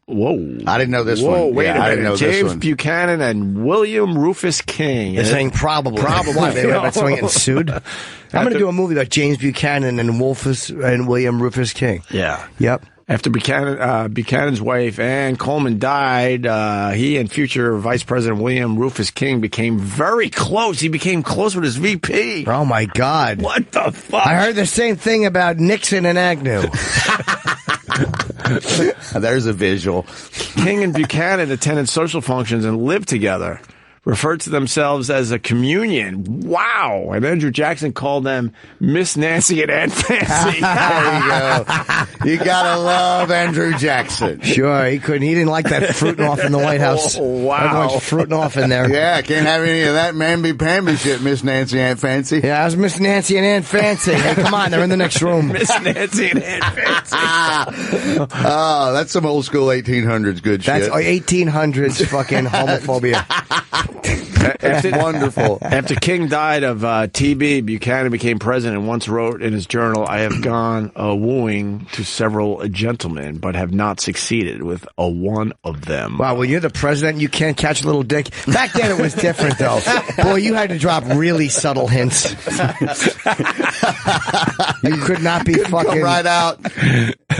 Couldn't just swish right up and lay it down? No. Then you got Warren Harding. This is a good list. I want to thank that guy. Nan Britton. California. Nan Britton. What's that about? Illegitimate child. Who's got this?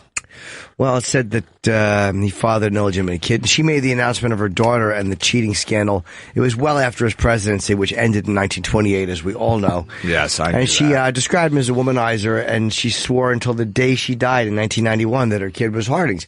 Again, that's a DNA thing. Mm-hmm. Then you got Harding and Carrie Fulton Phillips. The most well-known of Harding's affairs, the two were together for a long period of time when Harding was just a senator.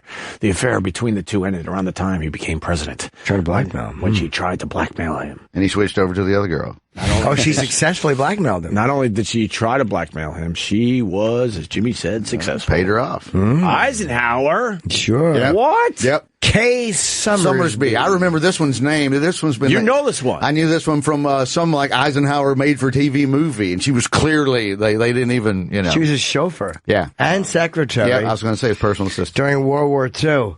Huh. That's probably why they didn't stop the Holocaust. He was too distracted. Made me not happy about any of this. Why? Because your husband's cheating on her. Oh, I thought you said made me. Yeah, no, sorry, Mamie Eisenhower. I thought it was your southern accent. No, I'm sorry. I twanged it up there for you. You twanged it. I said Mamie. Thomas Jefferson and, of course, Sally Hemings, one of the biggest affairs in presidential history. He has a haircut like Dan Soder. That fucking haircut. Stupid Dan. All right. FDR and Lucy Mercer. Do you know? I don't know any of these. Yeah. They said that the fetish was after he fucked her, she would just beat his fucking worthless legs. Why? Why? Why would I say that? It's a terrible joke. Because you're you. I know. You can't help yourself sometimes. It's a terrible joke. The affair was between FDR and the secretary, Lucy. It was discovered by Eleanor. She wanted a divorce, but the president would have none of it. Sometime in the mid-40s, it was rumored she slept with a Japanese man. They don't know how he reacted. Okay. Fearing that the scandal would become public and put his political career in jeopardy. Garfield and Lucia Calhoun. Damn. Went the younger route. Here we go. When cheating with his mistress, Lucia, who was 18 at the time. She was a New York Times reporter whom the president had much admired. Yeah, she must be a good fucking reporter at 18. Right. Back then, Jesus Christ, how many ceilings is she breaking through? Yeah. Oh, my God, right? And then he was given the ultimatum, and he picked his wife over the 18-year-old. Lucretia. That's a name that a comedian makes up on Def Jam in 1995. Lucretia. I go Lucia. No, but when the wife Lucretia found out he was giving the ultimate order, okay. to which he played Smiley Pete. Yeah, picked it. Right. Okay. John Tyler and the majority of his slaves. Damn. Boy, John was out there fucking everybody. Two of the most children. Wow. Holds the record for having fathered the most children of any president in his 2 marriages. Tyler fathered 15 legitimate children. What remains murky is the persistent rumor that he'd fathered children with many of his slaves. Oral history among slaves confirms this. However, it's nearly impossible to prove by DNA since all the children were reportedly sold off. What a prick this guy was. Then again, you don't hear about John Tyler. When was he the president? Oh, 1950. Wow. When was he president? Fuck. I mean, it's obviously in the 1700s, but or early 1800s. That's 18-something. I'm going to go late 1800s. Oh, no, it can't be late 1800s. Of course, I know. 1841. Wait, he was in office March of April 1841? No. That's when he was vice president. Oh. Wait a minute. Oh, because Harrison died in 30 days. He took over. No, wait. Yeah, I'm a little confused by this. John Tyler was the 10th president. It was over there. 10th president of the United States. From 41 to 45. Okay, 1841 to 1845. President Tyler. When did he die? This is died in 1862.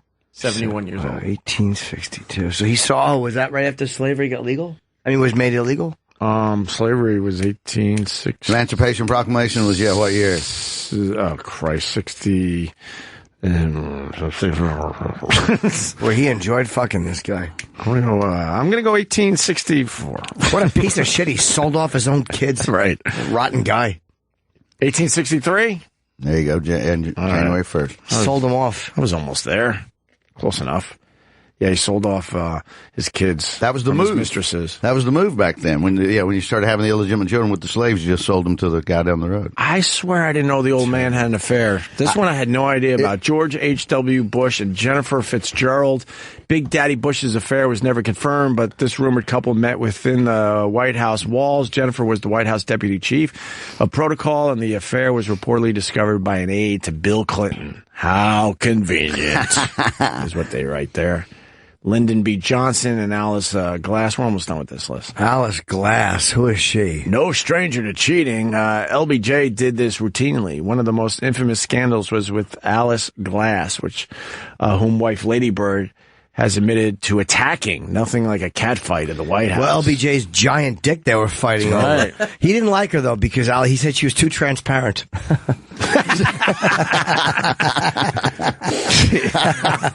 Clever. His big, heavy old dick. Lyndon and Helen Douglas. That's an old 50s and 60s name. Helen Douglas. You get the hell out of here. Helen Douglas is on her way over. Put his big, heavy fucking Texan dick in her. He was a congressman at the time. All right. And finally, the number one. JFK and Angie Dickinson. Stop it. That's not over Monroe. Stop it. Let's end with King Sleaze himself. Angie was a popular American actress. She's still alive and keeps her affair with the president very hush-hush. She never admitted it? Wow. She's never admitted to anything, but it's one of those situations where everybody just knows. That's number one over him and Monroe? Stop it. This is the first I've ever heard of him and Angie Dickinson. I don't know if I ever heard that one either. I'd like to fuck her in her old lady hands. I think I saw Johnny Carson try to pin her down one night with this on the old Tonight Show. Maybe, but, my brain isn't too functional sometimes. Heard one of your boyfriends was shot. That was a decent Carson. So, new movie Dressed to Kill, named after anyone we know. Oh, she had some nice titties. Damn. Angie Dickinson, naked on the internet. Crazy. Yeah, those are all photos. There's enough real ones, though. You can figure out which one the real ones are. Remember Dressed to Kill? There was a hot naked scene in the beginning. That was a pretty scary movie with Michael Caine and her, and I don't know who else. Oh, Dennis Franz was in that. I remember, Who's Ted from out of town that you were fucking? And Nancy Allen. How the fuck do you know that? Well, I don't know how to have real human interactions, so I might as well focus on something. Nancy Allen was married to Brian De Palma at the time. That's how she was always. He was always putting in her movies, right? Exactly. To come up with something from Dressed to Kill on a Friday, that's great. That's nuts. And I was watching Blowout recently with Travolta and Nancy Allen. I was about to go there, yeah. And it's so unbelievable the way it happened because there's a bunch of photos, but Travolta's a camera guy, and he cuts the photos out of the magazine. He makes like a movie of it. It's like, come on, it's perfect. Yeah. Bunch of bunk. Big Bad Mama. I loved Big Bad Mama. She was great in that. Angie Dickinson loved getting naked, huh? She sure did. She didn't mind it. She was in Big Bad Mama. Oh, big hair. I want to see what she looked like when Jack was fucking tapping it. There's one where they're out in the Canadian Rockies or somewhere. It's like Lee Marvin's in that one. I'm trying to think of what that one's called. Marvin. Lee Marvin, yeah. It's a great name I haven't heard. It's Lee Marvin's hunting down Charles Bronson. It's about it's the Dirty 10, but it's about his fingers. No, it's a Charles Bronson movie where he's been falsely accused of killing somebody and goes out in the woods and little Kinjite. Remember that about him in the fucking child porn ring? No, Charles Bronson Kinjite. Yeah. Ooh, that's her deep crack. Yeah, let me see what she looked like in the 60s. Can we get a picture of Angie Dickinson? That's what we've been looking at. Circa her nude photos. Chuck Woolery looks fucking good. Look at Chuck Woolery. For an older guy, like, God, he really held up well.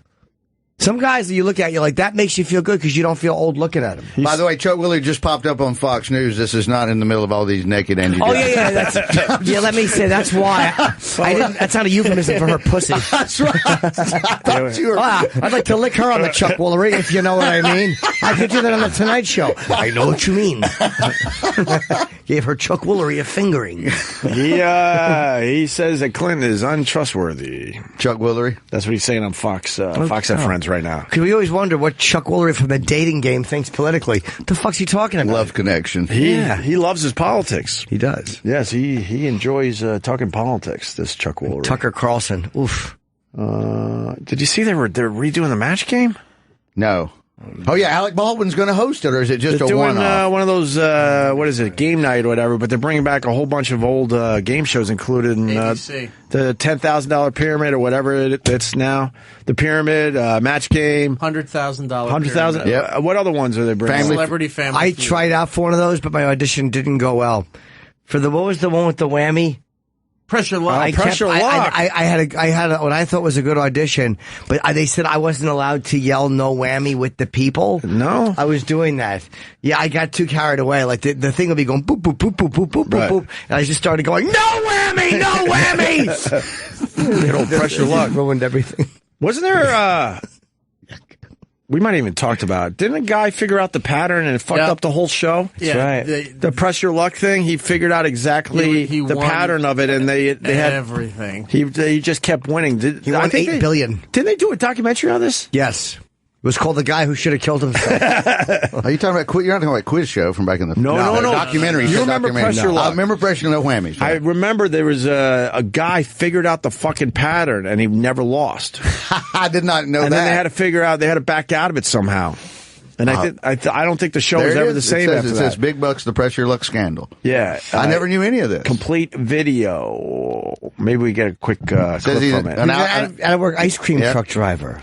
That's why he probably. I mean, the little. I had a joke and it went away. Southwestern Ohio broke the bank. Yeah, start over. I know it's. We're not going to. Obviously, the whole documentary is online, but just the setup here. I'm unemployed, so I. Now, you're from? And you came out here from where? Another enraging 1981 out of 70s. And what did you used to do, Michael? What kind of work? I've been an air conditioning mechanic, and I drove an ice cream truck for about 10, 12 years, but I'm not this summer. No way. Oh, evidently not. You borrowed the money Clap. I don't know why we're clapping. You went to a thrift shop to buy a shirt to get on the show. 65 cents. 65 cents for a shirt. I'm sure anybody would give you the shirt off their back right now. Okay, now, Michael, good line. I understand that yesterday was your daughter's birthday. Who's this guy? Yes. I forgot his name. No, I know he's the host. Thanks. I didn't say, why is that man standing there? I know what his job title is, but what's his name? Go to the story, the description under the video. Oh, Lady Di played. This was a really good documentary. I did see this many years ago. Well, maybe 2013, so 3 years ago. Okay. On May 19th, 1984, an out-of-work ice cream truck driver from southwestern Ohio broke the bank on CBS's hit game show, Pressure Luck, and made TV history by setting a record for the most money won by a contestant in one appearance on a daytime game show, a record which may have long been surpassed with the big... that's it? That's just the description for the movie. Yeah, I know, but... And this was not even the original name of the show. It was supposed to be called Pressure Colon. No, that's probably going to give the wrong message.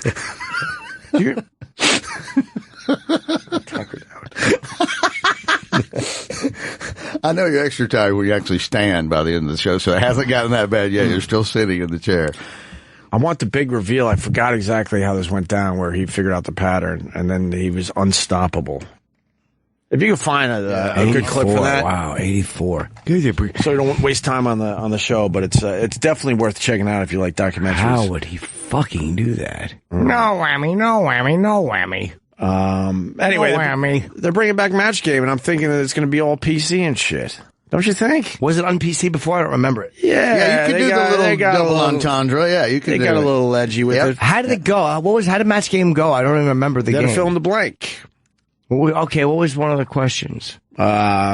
She took a blank and shoved it up her blank. Yeah. And then the long microphone, and then everyone would get excited. Gene Rayburn. Gene Rayburn, right. Good job. Good you say his name fast enough, it sounds like an accusation. Gene Rayburn. Death Hunt was the Charles Bronson movie. Death Hunt with Charles Bronson, Lee Marvin, and Angie Dickinson. 74. Contestant gives a racy answer. Let's hear a racy answer from 1970. Round 2. Valerie, which one do you want, A or B? B again.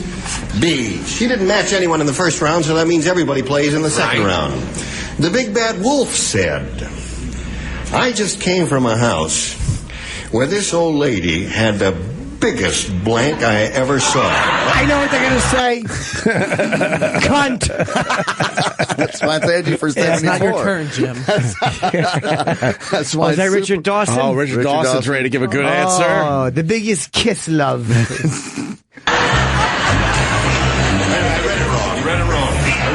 Gene Rayburn's hair is horrendous. You could have fooled us. No, you read it brilliantly. There was an S on the blank. Say it again. I said biggest blank, and this old lady had the biggest blanks I ever saw. Oh, shit. Steve Allen.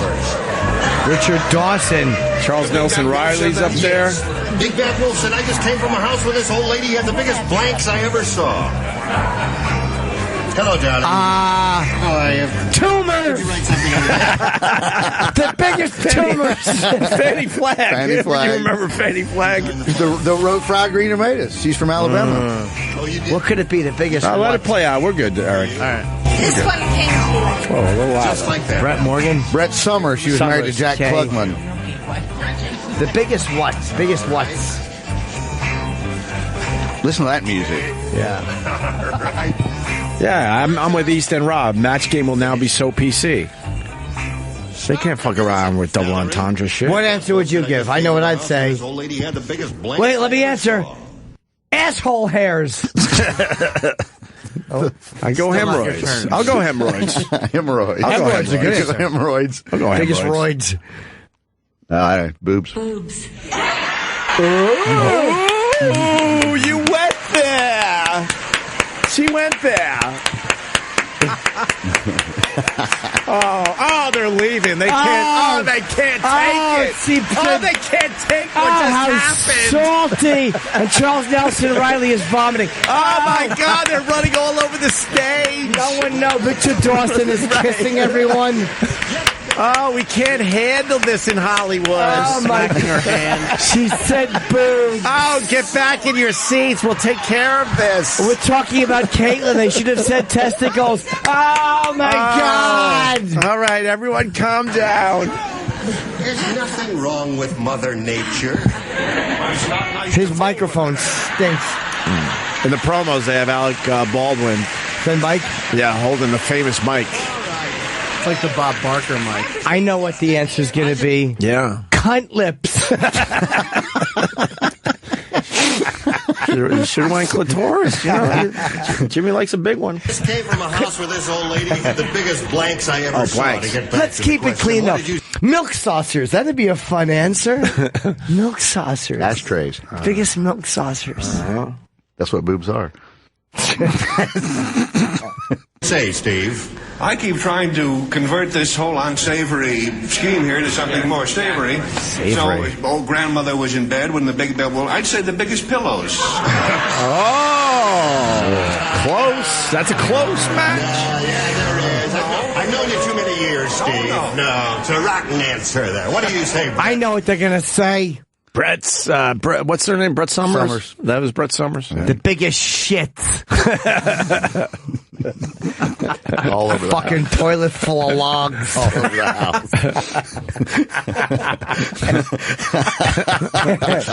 house. She saves them.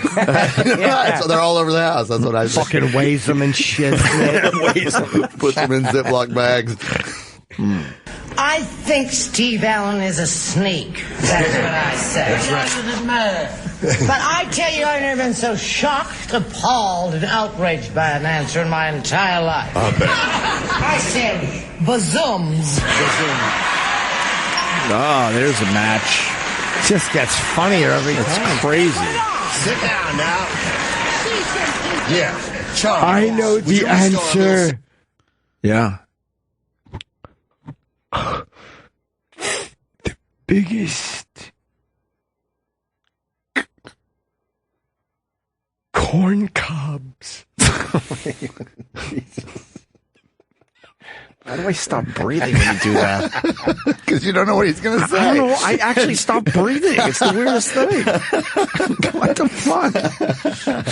I just get eerily excited for some reason. I just hold my breath. I don't know. I don't know why. I'm watching you. That's funny.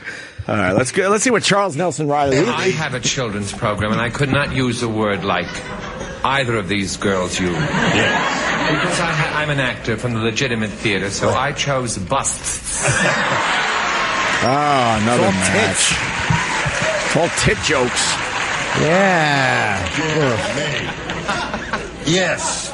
Speaking of bazooms. Wow. Would you show us yours? As I said earlier, Oh, wait a minute. Hold on. Oh, Hold on. It sounded like Gene Rayburn was saying, hey, Fanny, show us your bazooms. But he meant the answer as he sat there with the little microphone and the hairdo. Oh, this is crazy. They're getting up again. How'd this ever last on TV? It's the craziest thing I've ever seen. just so Fanny won't be embarrassed. Oh, okay. That's I'll enough. write you next week, Mother, and tell you all that. My mother says if you have them, show them. I said berries. Biggest berries? That's like your corn cob. Berries. Berries. Would you believe that? That's what it says there. Yeah. Gene Rayburn's hair. What is wrong with his hair? What the He fuck looks is like the wrong Dutch with it? paint kid grown up. Yes. What a non-charismatic fucking lunk. There's so many problems with that thing. Oh, Richard Dawson's going to throw There's bad hair all over this, really. Steve Allen's hair is a horrible dye job to start with up there at the top. Remember, I was the only one who didn't walk out. You'll do anything for your own show. How funny would it be if he said the biggest family feuds? That's Richard Dawson. Well, yeah, it is. Go ahead, Dawson. What do you got? Also, I couldn't walk out because I wrote bazooms. Bosoms. All right, what about it there, I'll tell Molly? you the truth. I'm embarrassed to show mine because I said feet. Because I don't think that feet sounds like it. Boo! Okay, you suck. You suck. It should have been mullets. Kay Ballard. I don't even remember what Kay Ballard did or why she was did like a couple episodes of Love American Style or something like that. She sold shoes. I think you might be right. You know, like laughing. Love Boat. Kay Ballard, her fucking hair.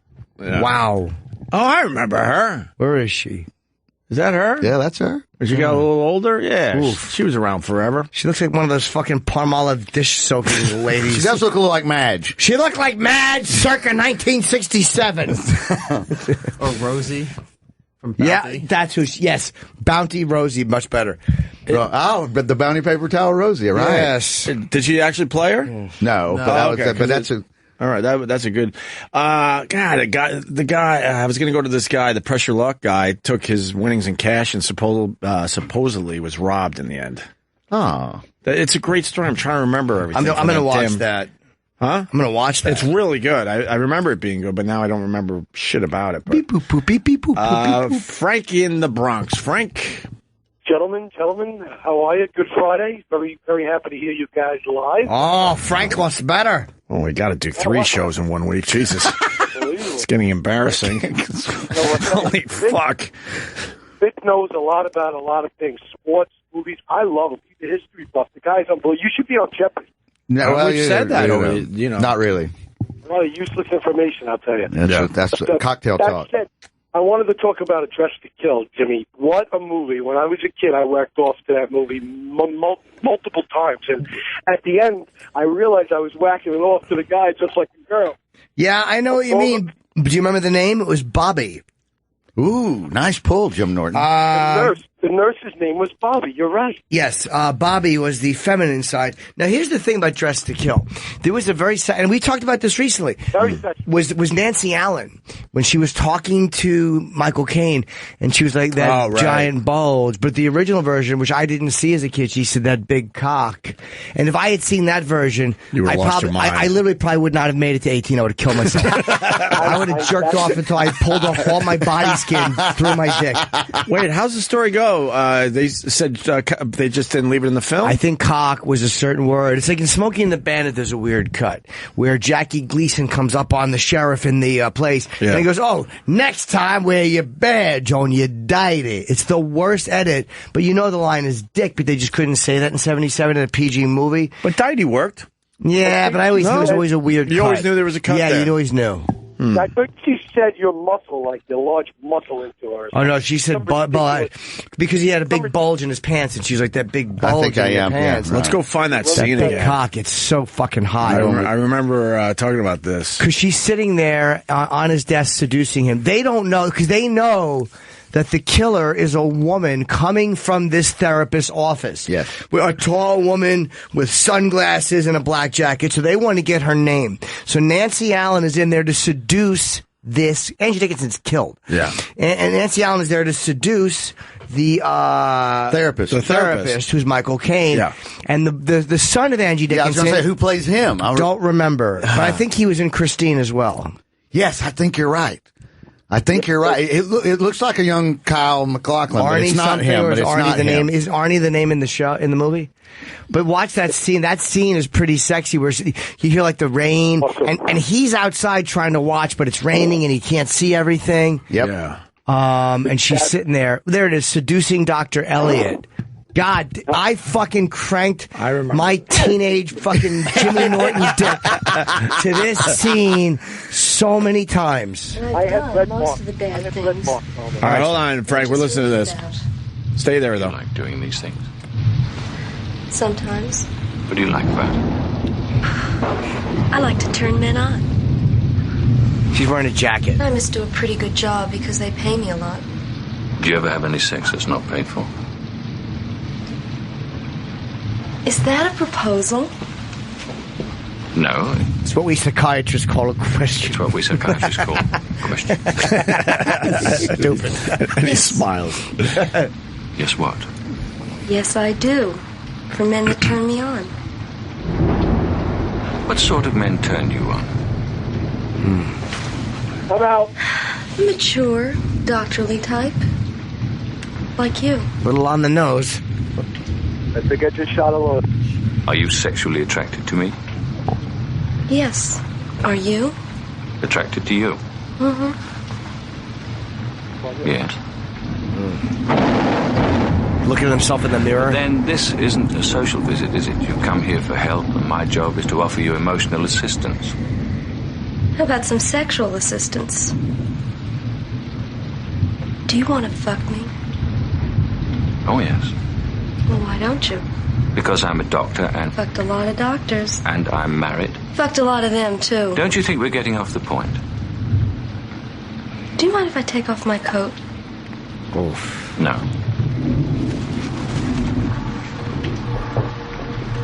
Jesus, the Exorcist music. That fucking fat rump. Oh, 13-year-old Jimmy Norton. Crank, crank, crank, crank, crank, crank, crank, crank, crank, crank, crank. The rest, too?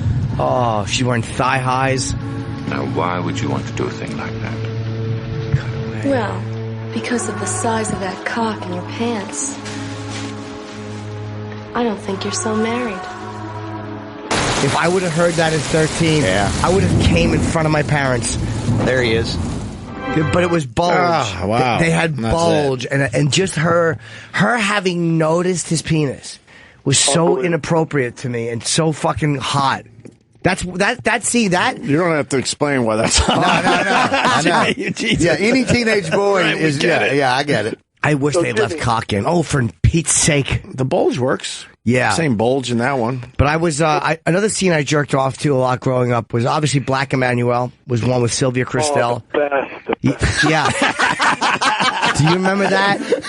Lesbian seduction? Black from Africa. She used going. Africa, yep. Film shoots she used to have, like, lesbian. Oh, what a great... I crank yanked to that, too, man. I was in a lot of trouble when I was a kid. I didn't leave the house. Man. Wait, that wasn't Sylvia Christel. That was Laura Gemser. Gemser. Gemser. She played... Manuel has fluctuated. But I remember the Stir Crazy had a scene I jerked off to a lot, too. And it was just asses shaking in a strip club. And it was... I remember my dad... That's all it took back then, though. Dude, you didn't need much more than that. Kentucky Fried Movie, when the girl put... Yes, against the shower. That was one of mine. Any nudity. Yeah. Black Emmanuel. There's any Black Emmanuel. That was what it was called. She's unbelievable. So listen, I'm going to cut out here, boys, but I want to tell you, the show has been unbelievable. Jimmy, keep up the great work. When are you going to be in the Hamptons? Because I'm going to be out there. I want to break your bowl. Thank you. June 11th, Saturday, I'll be at the West Hampton. Someone actually sent a picture to me. I like the way it looked. That little theater looks kind of nice, man. It's a nice theater out there. A week from tomorrow, Jimmy will be out there. And my buddy lives in Alligator, so I'm staying at his place. Nice. All right, cool. More details. And by the way, I'm probably going to take the LIE down there. All right. All right, Frank. Thank you. I want all receipts. Bring receipts to the show.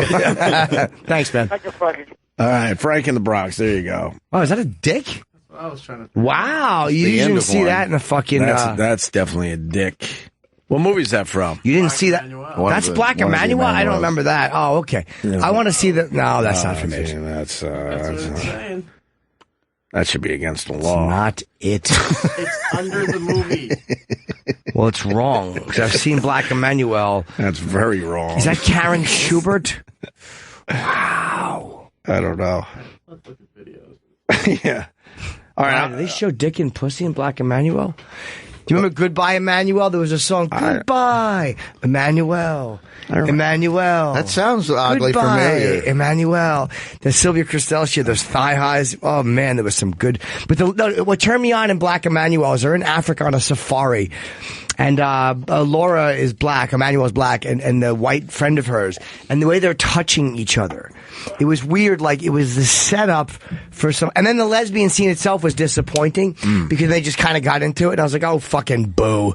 But on the safari, the way they were just touching, it was leading up to it. That's when the hard R's and the porn in general were so much better before they started lighting everything. They would overlight the porns and it would take you out of it. It didn't feel like... I kind of liked when it felt like it was more realistic. Right. And then they just like, no, we got to have floodlights on set now. Yeah, right. See every goddamn pimple and I agree. Spider. That's when they also went to the video and stuff. It just, the whole thing got brighter and right up the butthole. I liked the old school where it definitely was a little more believable. She was doing her nails, she was doing her feet. Yeah, can you see her pussy or no? Let's go to Rob in Connecticut as we look at this scene. Hi, Rob. Robbie. Hey, guys. Hey. So I know what happened to the Press Your Luck guy. Yeah? I saw the documentary. They fought giving him the money. He finally got it, and then he turned it into dollar bills to enter a radio contest to match the serial number to win more money. And then he was storing it in garbage bags in his apartment, and that's when it was stolen. He is 100% right. What an asshole. The whole memory just came back and just said that. God, what an unusual story. What an idiot. Yeah, pretty much. That was an old school radio bit to match the serial number. Wait, don't go, Rob. I gotta get to work. But really fast, how did he figure out the Press Your Luck pattern? Because I can't remember anymore. He sat watching it on his couch like overnight. He recorded tapes on VHS and just watched it for hours. And then he picked up on something and said, wait a minute. Pattern, okay, yeah. And did it ruin the show in the end? No, they ultimately, I think they had to reprogram the computer That's that what it did was. the pattern for it, and then that's how they kept the show on the air for a few more years. Gotcha. All Emmanuel did was like pussy. It's a great. Easy, guys. All right. Garbage bags filled with ones. Probably sitting on a screened-in porch somewhere. What an idiot. Covington, Kentucky. Then you got to wonder, is that true, or did he do it and then report it stolen so he didn't have to pay tax on it? Nice. Whoa. He didn't look that sharp of a... But I don't know if you're sharp enough to figure out a math pattern. Maybe you can also... Yeah, he proved he was sharp. Some kind of Rain Man thing. He proved he was sharp. That could be some kind of... Now we're just watching Black Emmanuel. Oh, boy, they really ruined it with a quick fucking African dance scene. I don't want to see that. Some fucking... she's all turned on, fantasizing about a guy putting his dick in her. It's great. It's awful. Damn. Yeah. See how more realistic that looks? Yeah, she's fantasizing about fucking... See, that's on film. Right. It's like you said, though, good lighting. Not too much. No. Light up some of the naughty areas, and let's have a good time. She had perfect breasts. Perfect. Yeah, they weren't huge right now. Can we see Laura Gemser now, or whatever happened to her? Laura Gemser. I can't even believe you came up with a name. Right. That's crazy to me. Sure, it's just a worthless bit of knowledge, though. She's 1950. She's Indonesian. Dutch. Oh, is she pretty, man? She's still around. Girl. She's now 65. Yeah. What a pretty girl. No real recent pictures of her in the Google image. Wouldn't mind smooching her where the shit comes out. Ooh, that might be her. Well, 65. That's Fuck. her. Yeek. That's her in 2015. That's her? Goodbye, Emmanuel. Yeah, looks like it. Oh, no. I mean, for 65, it's not bad. Yeah.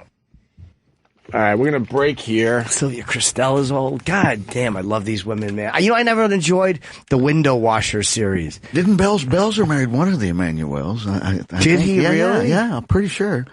I'm trying to think, because I've opened for him a few times. I can't remember. I can't think of her name.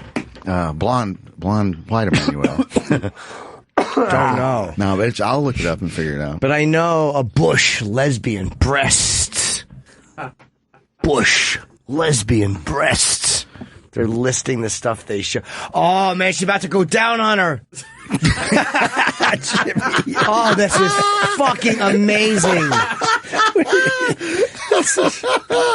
Look at her. They're in a 69, and she's just about to kiss her pussy. It's so hot. You sure this is amazing? I'm not really... Wow, dude. You sure it's amazing? Yeah. Still on the fence whether this is amazing. They're pretty kissing. Basic. It's pretty basic. But 69 in an R movie is fucking wonderful. Wonderful. And once again, the lighting is perfect. It's no floodlights. It's in the alcove. Look, there's an actual shadow. In today's porn, you don't see a shadow. No, it would be, like you said, floodlight up the anus. We got a break. Jimmy, you can watch that during the break. Yes, I will. Okay. You got Vic Henley going on vacation. That's why we brought Vic in for one more time before he takes a little time for himself. Might go to Game 3 up there in Cleveland. 3 or 4. I'm there for both. So I'm going to lean on the Kowalskis. You can hear me, Kowalskis. Okay. Maybe we still have a connection up there. Help out Vic Henley. Oh, God. Find him on Twitter if you got something. There's no telling what you would that love would to go cost. to one of those games, yeah, sure. right? But that's when you're going to have to pay $80 million. You might meet Chuck. Maybe Chuck is taking his RV to Cleveland. He's in the Prevost bus. He's probably already in the parking lot getting a nice spot for next Wednesday. Next Wednesday, right? They go back to Cleveland? Yes, next Wednesday. All right, and then you got Live from Lou's Cruise on iTunes. Please download that if you like Vic on the show. He gets a nice taste of that money, some pocket money. And then we got our podcast with Tom Brokaw this week. You go to iTunes and subscribe to the Opie Radio podcast. And then you got Jimmy hitting the road again. He added a whole bunch of dates. Yeah, man, I'm on the road. Just go June 11th. Next week I'll be in Long Island again, way out in the Hamptons for the first time. I hear that's an amazing gig.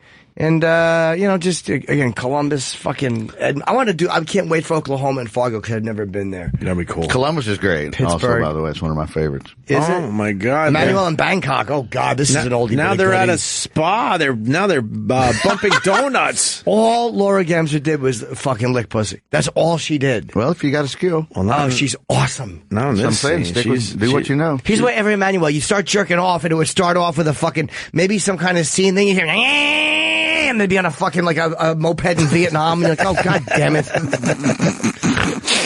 Oh, there's some action going on at the spa. It's very sudsy. Emmanuel in Bangkok was a good one. She's just sliding up and down. And Laura Gemser. Everywhere Emmanuel went, they fucking blasted their face into a box. They couldn't stop. All right, we're going to break. When we come back, some Johnny Depp, some Prince, some Cincinnati Zoo. Update there. Still. The gorilla's alive. He was faking. And Paul Ryan. My God. The boys are back. Got Vic Henley. So I guess that gator is real, huh? Another video has surfaced. I was going with fake for a while there. But I guess there's a giant gator. He likes to wander around down there. Well, this is a different one. Oh, it's a different gator. This is in Savannah. Savannah Harbor. It's all about filming big gators, huh? But the other one was real. They've decided, no? The one on the golf course? That one? But this is in Savannah. They're indigenous, or whatever the word. They're there. They're indigenous. They're there. They live there. That's their neighborhood. Right.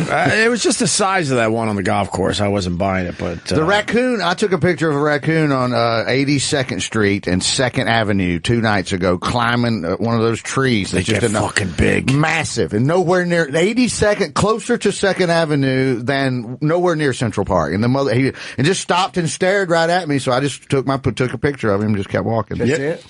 Sure, I'll show it to you. You ever cross the park at night and see some of those raccoons that go hopping across some of shit. They're driving golf carts. Holy fuck, are they large? Yeah, they are massive. Where are they? And not afraid of you one goddamn bit either. Where are they during the day? With all those people in Central Park, you would assume somebody would come across a raccoon snoozing. They're nocturnal. I understand that, but where do they hide? This is a big one. There's a million people in Central Park in the summertime, and no one comes across the raccoons during the day. These things typically don't bother people on the golf course? Here's more footage of the giant Florida alligator, and it's a freaking monster. Wow, that's just a big gator. We'll tweet that out. Wow. So they don't bother people usually? If you stay out of their way, yeah, exactly. I mean, if you keep going towards them, you'll start fucking with them. They'll get angry. But Ben Bailey told me a story years ago about golfing in South Carolina, and a massive one was laying right in the sand trap, and he got as close as he could because he wanted to. His ball was in the sand trap, but he wanted to make the shot, so he took a couple of crappy balls that he had in his golf bag and just winged them as hard as he could, and it hit the damn thing right in the side of the head, and it didn't flinch. Of course it's not going to flinch. No, exactly. But he was some redneck buddy was with him when I can't believe he didn't move. You put it right in his kitchen. Your only shot is to hit him in the eyeball. Why is this thing stopping now on the grass? What's that mean? What? They're driving. They're in a car. That's why they're filming it. So what happens? The alligator crosses a sidewalk and then just stops in the grass like he's flattened out. Is he trying to hide this dumb fuck? Nah, I don't know enough gator knowledge. He might be tired. He might be taking a break. Imagine walking on the sidewalk and you have to step over his tail. Yeah. Oh, God. What do you do? That's giant. No, that's a big-ass gator. How big do they get? Oh, they get 16. I've seen enough of swamp people. Yeah, they can get, 16, 18 feet maybe. That's probably a record. I'm sure somebody's made 20. Yeah. If you want to go for that. But the average one's 8 feet. How big is that one? They're guessing 15 feet? That's got to be twice the size of a normal one then. That looks like it's pushing 15, 16 feet. Now, my thing is, when it's walking across the grass and it lies flat like that, what does it mean? I don't know. I mean, what else does it have to do? He's playing possum. Is he sleeping, or is he, feeling threatened? Yeah, who knows? Or is he just rubbing his little dick on something? He's probably just chilling out. There's the raccoon. Let me see the raccoon. You took a picture of it? Oh, yeah, right in the tree. There he is. Let me see. Yeah. Climbing up the tree. I don't know if you can blow that up. But it wasn't even near the park like you said. No, he's just in front of somebody's building across from the Hungarian temple on 82nd Street. How close to the park is that, That's between 2nd and 3rd Avenue on 82nd. Oh, jeez, not even close. Yeah, nowhere near. What the fuck? Where's that thing go during the day? Exactly. He went straight up this tree and just stood there looking at me like, are you going to keep taking my picture or move this fucking party along? So I stopped before I thought he was going to jump on me. Yeah, they're assholes. Raccoons are assholes. Let's go to alligator facts. You want alligator facts? Oh, my God. I love alligator facts. Okay, we can do that. The American alligator. Extremely large males can reach nearly half a ton, 1,000 pounds. Doesn't say the length. Distinguishing alligators from crocodiles. What's the difference between an alligator and a crocodile? They're saying one you will typically see later and one you will typically see in a while. Bill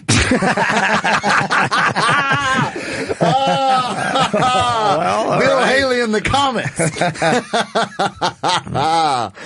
That was good. An alligator can go through 2,000 to 3,000 teeth in its lifetime. Man. The shape of the nose is one of the alligator's snout's rounder, and when they close their mouth, one of them's teeth's on the outside. You can see their teeth when their mouth are closed, and one of them's teeth is on the inside. That's the alligator. Is that about it? That's one of the. That's all I know. What else they say? What else is the difference between the two?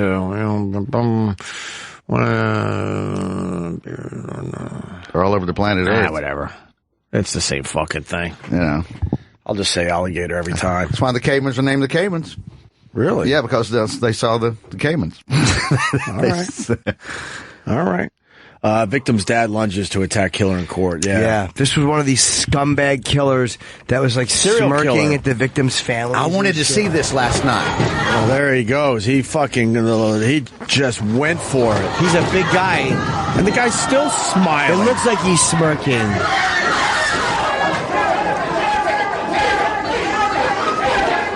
Wow. At that point, let him fucking go. Yeah, this fucking let him go. Don't hold him back. You should get a few free shots in. Look, somebody's got their keys out. Somebody pulled their keys out. Yeah, but he's one of those guys. The guy had just been sentenced to death, and he was just giving him the evil grin. It's that smirk, and yeah, this should be a point where you hand somebody in the family a razor, and they're allowed to cut the face. I was going to say, of the guy. a hammer. Yeah, a couple of free shots. You get something. Come on. Put his hand on the table. Just smash his hand at least. He dove something. right over the table, and he fell short, though, unfortunately. He knew he only had one shot. And the cop... He's still grinning. The evil guy... No, it's not a grin. It looks like it's grin, but it's a watch. Okay, all right. It's the shape of his mouth under his beard. Looks like he's smiling. Yeah, you're right, It looks like Jimmy. teeth, but it's No, not. you're right, Jimmy. No, he's panicking. I thought he was still... He is a giant man trying to kill him. But I thought he was still giving the evil psycho what grin. a dive, man. Yeah, but the father... Fell short, though. He needed one more step. The father just wanted to touch him. Just wants to fucking feel this animal. If he got a hold of him, he wouldn't let go. No. Gouging there would have been a problem right there. Something. You should Cleveland, it's Cleveland, Ohio. He was in the middle of the speech about the victim's impact statement. He just starts staring at this fucking guy. And the guy was smirking or something? Wait, the guy had been, but he really just wanted to kill him. There's just no way for the father to do it. You almost had him. You can't get to him, unfortunately. The worst one I've ever heard, and John Walsh told this story, was the guy, he killed Polly Klaas. Really, she was 12, and he raped her and killed Richard Allen something. A real horrible piece of garbage. And he had said some really horrible shit in court about the father and having sex with his daughter, which of course wasn't true. Right. And how they, the father went, screamed or whatever. Right. And they take the father out. Like, you know what I mean? Like, this guy should be... I think it was Richard Allen Davis. I could be wrong. That sounds about right. Following your three names. His 13-year-old daughter's killer in court. Did he get a hold of him? I love these where the father, you want to see the father get a hold of him. Yeah. Yeah, he got a body shot. Oh, there you go. And then they separated him quickly after that. He hit him pretty hard in the back of the head. Back of the head shot, yeah. Yeah, and then the fucking killer comes back like he's going to fight. Yeah, all right. He's like, yeah, I'll fight you. Well, what else do you expect? Kills his daughter. Right. And then they separate him. Fucking... but if you don't separate them, it's your job, obviously. Because I'm sure that the court officer is more than willing, more than on your side. Oh, of course. Paul Ryan finally says he'll vote for Donald Trump. Another guy that fucking hates Trump and that has to do it. Finally come around. And has to do it for the party, I guess. Yeah, another fake dick. I would rather him not say anything. Don't endorse anyone. Just let the people guess. Can't do that. He doesn't like him. He doesn't like Trump whatsoever. But enough people have yelled at him now that they shut up, stop being you. You can't say what you think. This is America. Right. You got to support your party no matter what. No matter what. I don't know. I think the way to go is to just not say a word. Yep. You're in a tough spot. I get it. I don't know. This is just idiotic. Zoo is building a big wall around the gorilla exhibit. We knew this was coming. It's going to be 42 inches high. What's that? We got 3.5 feet, right? 3.5 feet high. With solid wood beams at the top and bottom. So you see the gorillas. Plus knotted rope netting at the bottom. Oh, so if you go over, you'll got a fall a little spot. short. Yeah, you got a landing spot. Boy, the view is going to be fucked up for everyone because one kid falls in. Right. Well, it's only 6 inches higher than it is now. It's 36 already, and that's what's approved by these companies that approve zoo regulations. How come the gorilla doesn't climb up? Why can't they climb up to? They have a moat usually. Yeah. Can't they cross a moat? They're not big fans of water to begin with. Really? Yeah, I don't know how good of climbers they are. Gorillas don't like water, I think. I think I saw that in a movie. Isn't it just plain concrete? Yeah, it would be hard to go up the side. Yeah, they have that figured out. There's not a bunch of trees? No, there's no ledges that you can get on. Let's see. The zoo said there had been no earlier breaches, of course, in its 38-year history, and that the previous barrier had passed multiple inspections. So, that's about it. I wonder what that gorilla smelled like when you're that close to it, and you're in the water, and it's behind. Like, the kid might not have much of a memory of it, but I wonder what the kid remembers. Who knows? If anything. When he grows up, will he remember? He was only 3 or 4. Yeah. Yeah, what do you remember from 3? I had an elephant hit me with his trunk when I was 3. I don't remember it. Someone had to tell you? Yeah, it was weird. It's just a really weird, vague memory. I was in the hallway of an apartment building. And it was... I heard a zipper sound and an elephant's trunk hit me in the face.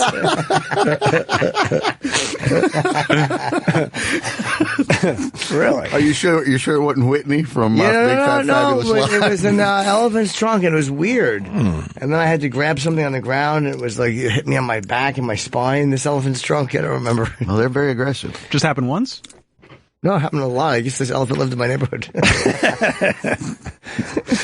We got the answer to the alligator question. Do you really want to know? I do. Okay. Very much. Why he flattens out? Someone's probably going to say because he's tired. Lloyd and Lloyd. Get some sun. In New Orleans. Words of wisdom, Lloyd. Words of wisdom. How does that sound cool with that? Do you go New Orleans or do you just go New Orleans? What do you think, Vic? It's New Orleans. Just go New Orleans? Yeah. All right. I say New Orleans. Lloyd, go ahead. The floor is yours. We just normally say, how the hell do we get out of here? But the alligator technical term is thermoregulating. He probably just ate. He's flattening out to catch all the sunlight he can. Or the street term of Bob Kelly, which he just ate and he's flattened out on the beach. Like Bob Kelly. So there you go. He's creating his own term. So it's not because he feels threatened, it's because he wants to get some sun. Yeah, he's maxing out. They're cold-blooded. He's got to get some sunlight to digest his food. That's all it is. Thermoregulating. Is that a good or bad time to go up and give him a little pet?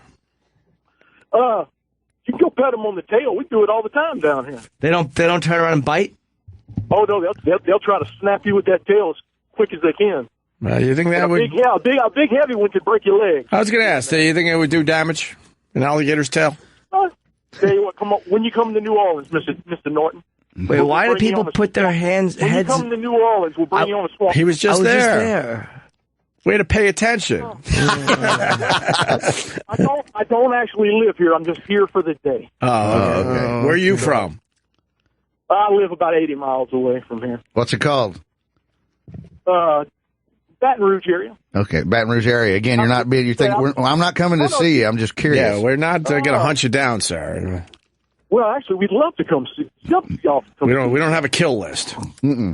You know, there was a club in Baton Rouge forever. There was a comedy club there for a long, long time. That was Baton Rouge. The Funny Bone, I think, wasn't it? Yes, sir. Absolutely. I'm trying. There's these two brothers on it. They were two really fun-loving Cajun brothers, and they owned a big old country dancing honky-tonk joint, and they owned a sports bar that had the comedy club associated with it. I wish I could think of their name because they were good guys. Sounds like a lot of fun. They were they were really good guys. Yeah. Back in the 90s. That's what it was. Right. I was there. Yeah, I was there with Drew Carey back in the day. Wow. Yeah, absolutely. Look at this guy putting his head in an alligator's mouth. Yeah. What a dope. Oh, and he snapped down. Those guys are not too smart. No, but what do you think the alligator's going to do? Yeah, because he's holding it like I could hold this open for a second while I put my head in here. Have you seen the guy over in like Indonesia who swims with the alligator? Oh, fuck that. Have you seen this? Oh, look, I can't. I saw it on like. I've done that shit. Fucking swimmed with it. Is there some magic there where they maybe drug the alligators? No, or something? he claims that he's bonded with the reptile and has a special. You've seen this. The man I have seen this. The man swims with crocodiles. He probably put some weird stuff like crocodile cum in his ears and that keeps them away. Some guy that figured out, well, if you take the alligator shit and you smear it on your teeth, they don't bother you. Not only will they not bother you, they'll let you just ride them right there in the water. Oh, yeah, you put your finger in the anus of the alligator and you rub it all over your gums for an hour and they don't bother you. This is a long video. Is she missing an arm? It's on like Nat Geo. There he is. She had her arm behind There he is back. at night. He rolls him over on his back. He plays with him. It's like he thinks he's got a big dog instead of a goddamn crocodile. Get the fuck out of here. What's wrong with people? We just see as an impossible boundary. Crocodiles are are really aggressive at night. It's when they hunt. And yet he somehow seems to have turned this to his advantage and actually used it to build intimacy with this animal. I'm just getting such a strong sense that they are actually capable of emotion more than we would have, ever imagined. Holy shit. I'm telling you. It's dead. No, he's trying. That's foreplay. He's going to fuck it. He's petting it. He's riding it. Well, he can't turn around. Wait, is that and a female who thinks that it's a male going to fuck him? Yeah, who knows? Maybe. But this is like an hour-long show that I saw on, I think, Nat Geo. Wow, the guy's just like in the water. At night with a crocodile, a giant crocodile. I mean, I wouldn't be that intimate with like an animal. So they feel me like a brother, like something. Oh, this guy likes fucking crocodiles. I can't go close to them because I feel they want to think I'm a people and I want to hurt them. He's in the water with this giant one. That's Once giant. Pocho was big and healthy again, Cheeto released him into a nearby river system. Waking up the next morning, Cheeto couldn't believe his eyes. There was Pocho, sleeping on his veranda. He rescued the little thing. After that, he tried releasing him a few times again, but the same thing happened. And so Pocho became part of the family. Oh. His daughter, Shakira, Little growing kids up petting around this the huge crocodile. animal. Oh, I hope this ends badly. It's not. All they're going to find is fucking 4 pairs of bloody shoes. I like to go into the lagoon and play with Paco. No.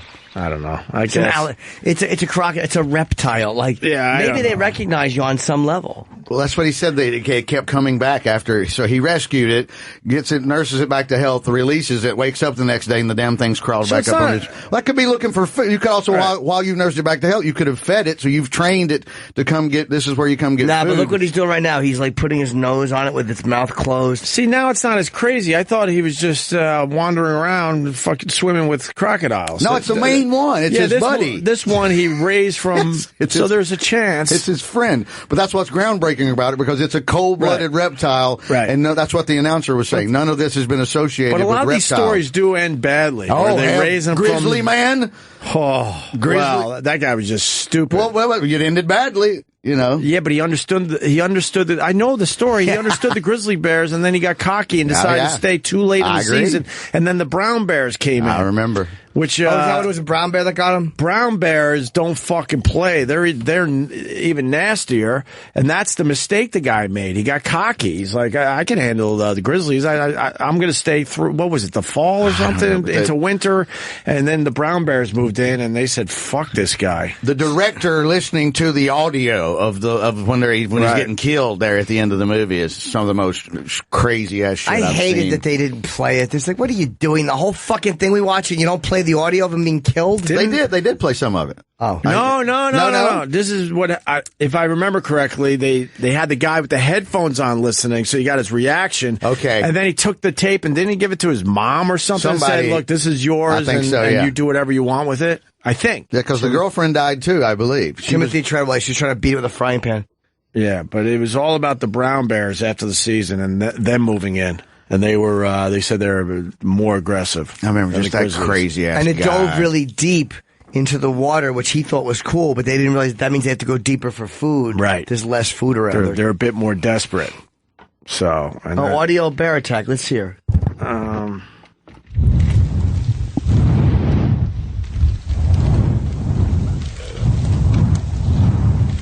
It's all right, Paul. We're good. I like listening to the wind. To the Arctic wind.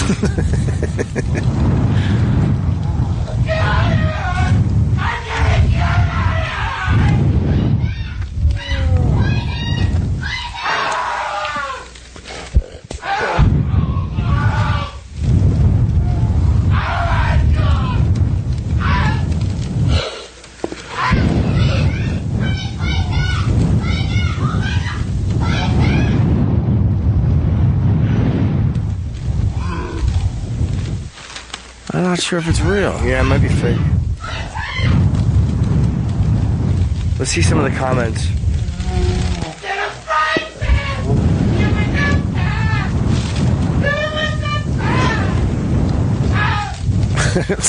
One comment is grind your teeth and bear it. Fucking YouTubers.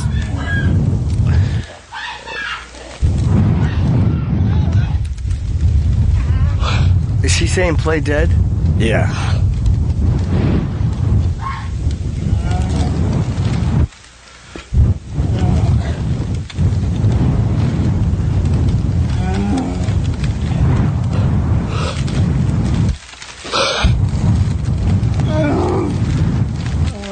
See, some of that sounds real and some of it doesn't. Some of the bear grunting. It's fake. I believe the real audio exists, though. I could have sworn. They said they destroyed it. Oh, did they really? Okay. That's fake. I don't think that's real. I really don't. Some of the bear sounds didn't sound like a man just going. Yeah, at one point you hear the bear. You hear the bear went delicious. That gave it away. Yeah.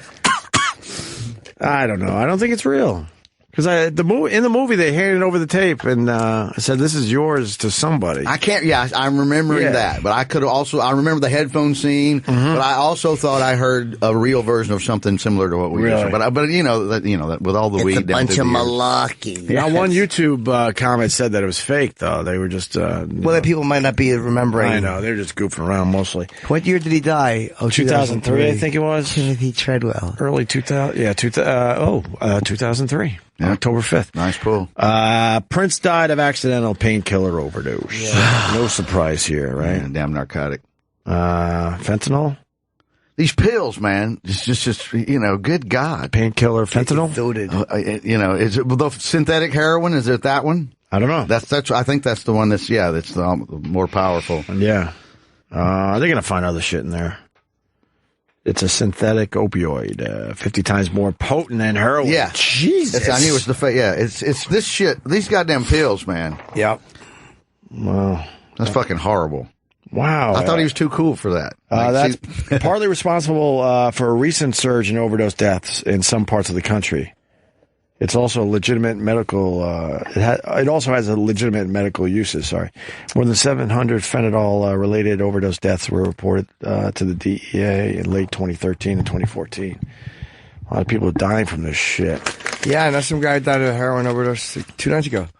Someone you knew? Yeah, I knew him for a while. He was a waiter in a place I would go to, and I didn't recognize his name, but then I saw his face. I'm like, oh my God, yeah. I never know the names. Wow. But I didn't even know he did heroin. Wow. Yeah. Stinks. Horrible. They're gonna find other shit in his system. That's just the initial report, just to get some info out there to the people. Dr. Drew said you're gonna find that there was also some kind of sleeping pill in there, because I guess those two are not good together. He goes, look, it's been my experience that they're also going to find some kind of sleeping aid. He's saying, by the way, Johnny Depp's assistant is saying that those texts were doctored. No, I don't know. The kicking, hitting. I don't know what to believe in this damn thing. I know. I know. It's none of my fucking business. Right, yeah, that's true. That really is true. That's pretty true. Johnny Depp's marriage is really none of your concern. I don't know, but because we do a radio show, I guess. Yeah, just speculate. You feel like you have to talk about some of this shit. She's beautiful. She is beautiful, and she says she still loves him. Really? Yep. I don't know. What do you think? Didn't want to take him down was what she was saying more than anything. She just didn't feel like it would ruin him if she told the complete truth. So she's just taking the exit. Well, she was taking the exit with a nice big fat check too. She wants $50,000 a month. It's like, stop it. Well, yeah. How are the? She's an actress. Doesn't she have a career? How are the text messages doctored? Don't know. I honestly don't know. That's what he says. They look pretty real, but again, who knows? Glad E.T. got their name on there. Boy, Entertainment Tonight really got their name right next to the "he beat me" text. Yeah. He punched me in the cunt. Billy Bush is somewhere right now going, God damn it, why couldn't we? He's out. Billy Bush is out. That's what he's on the competition is what I would say. He's mad that he's out of that too. He's out of that too. He's off everything. I forgot where he's moving on. Why do I know this shit? Same reason you about the Roloffs. And the situation with the farm. I actually enjoy watching Little People Big World. So he's going to the Today Show. He's leaving Access. Oh, that's what it was. Yeah, he's moving on to NBC's Today. Hollywood. Yes, he's out. Out. Maybe we should read this. Why Johnny Depp's assistant is denying ever having a conversation with Amber Heard about the actor's alleged violence. Stephen, who's a parent, 2014 text conversation with Heard, surfaced online Wednesday, told TMZ on Thursday that the damning messages were heavily doctored. Oh, so this guy was in conversation with her. Yeah. I got it now. Longtime Depp associate claims he never said the Pirates of the Caribbean star attacked Heard and is prepared to testify in court. Okay, I got it now. I got it. He was appalled. Alleged text messages to Heard read, when I told him he kicked you, he cried. It was disgusting, and he knows it. So that is supposedly a fake text. Heard then replies, he's done this many times before, Tokyo, the island, London, remember that? And I always stay, always believe he's going to go get better. And then every 3 or so months, I'm in the exact same position. They've only been together 15 months, so this has happened 5 times. Oh, wow. How old is she? 30. Yeah, tops, early 30s maybe. It's like a 20-year difference, maybe. I might be. Yeah, he's 52. And then the assistant argues it's suspicious the screen grabs do not include a date. They never do, though. Look at your own screen caps. Like, I can't find a date on mine. Let me look at the last text message. Let me look. Mine has a date and a time on it. Let me look at text messages. Yeah, it has a date. Right there's the time, at least. Where? Mine don't. Look. Yeah. Hold on. And then the date is always like when the conversation began up top. I just took a photo of my screen. But don't want to send that one. That's my penis. I had a really good penis shot last night. You're feeling very saucy. Look. You're feeling There's no date, no time. No date, no time. He is correct. He is correct. All right. So maybe it's a phone thing. Maybe it's a phone thing. What? How long was that conversation going on? It could be an iPhone thing. My Samsung says right there. Mine look. has it all the time. Mine has the time and date on there. My Samsung. Maybe you have it set a certain way? No, I don't think so. Mm-hmm. Conversation was in a little brief period of time. Hey, mystery continues. This guy's trying to save his own ass. I bet you the text messages are real. And Johnny Depp's, friend? Yeah, Johnny Depp's like, what the fuck, dude? Sure. And then he's like, they were doctored. I think that's what that's about. It's also really easy to go on any website and just create text messages. Yeah. Really? Oh, yeah. Yeah, there's tons of websites where you can just like make up text messages. Yeah, but you can't make them up on your phone, can you? Well, no, but you can do it on your phone. No. Meaning... Oh, I mean, well, technically you can. I can have a conversation with you, and then I can just change the name. Really? Yeah, but that might not hold up under investigation. Right, which is if why... they take the names out of the Isn't phone... this not a part of an investigation? This is just some source giving Entertainment Tonight information? Right. That's what I'm saying. Like, I can have a conversation with you. I can tell you what to say. You can type it back to me, and then I can change the name and say, "Hey, Entertainment Tonight, look at what Johnny Depp said." And you'd have to get a court order and then remove the name and see what number comes up. Right. But this isn't part of a court case or anything, if I remember correctly. It's just Entertainment Tonight exposing these texts from a source. Good morning from Johnny Depp.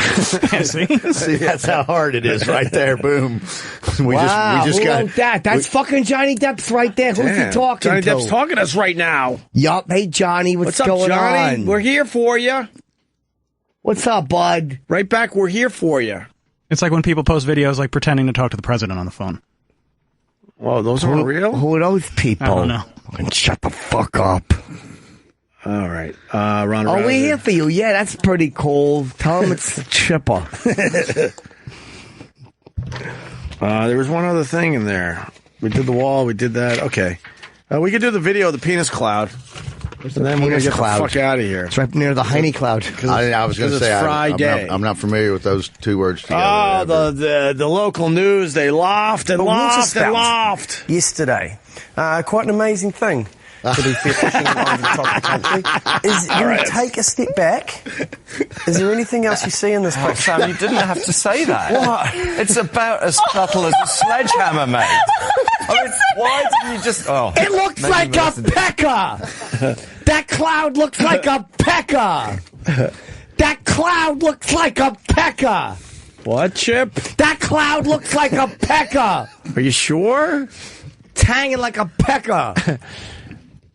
I wanted to hate this. I wanted to hate the local. I don't like the local news, but I'm in on that. You see that shit? That cloud looks like a pecker. Yeah, it's amazing. I'm in on this because you can even see it has a little helmet. Yeah, a little helmet head cloud. It's even circumcised. You It's can got see tight everything. balls. Right, it does. The balls look really tight. Really nice, tight balls. Is that Photoshop? No, must be a cold front. A little ball up going on. I swear I wanted to hate this, but I'm in.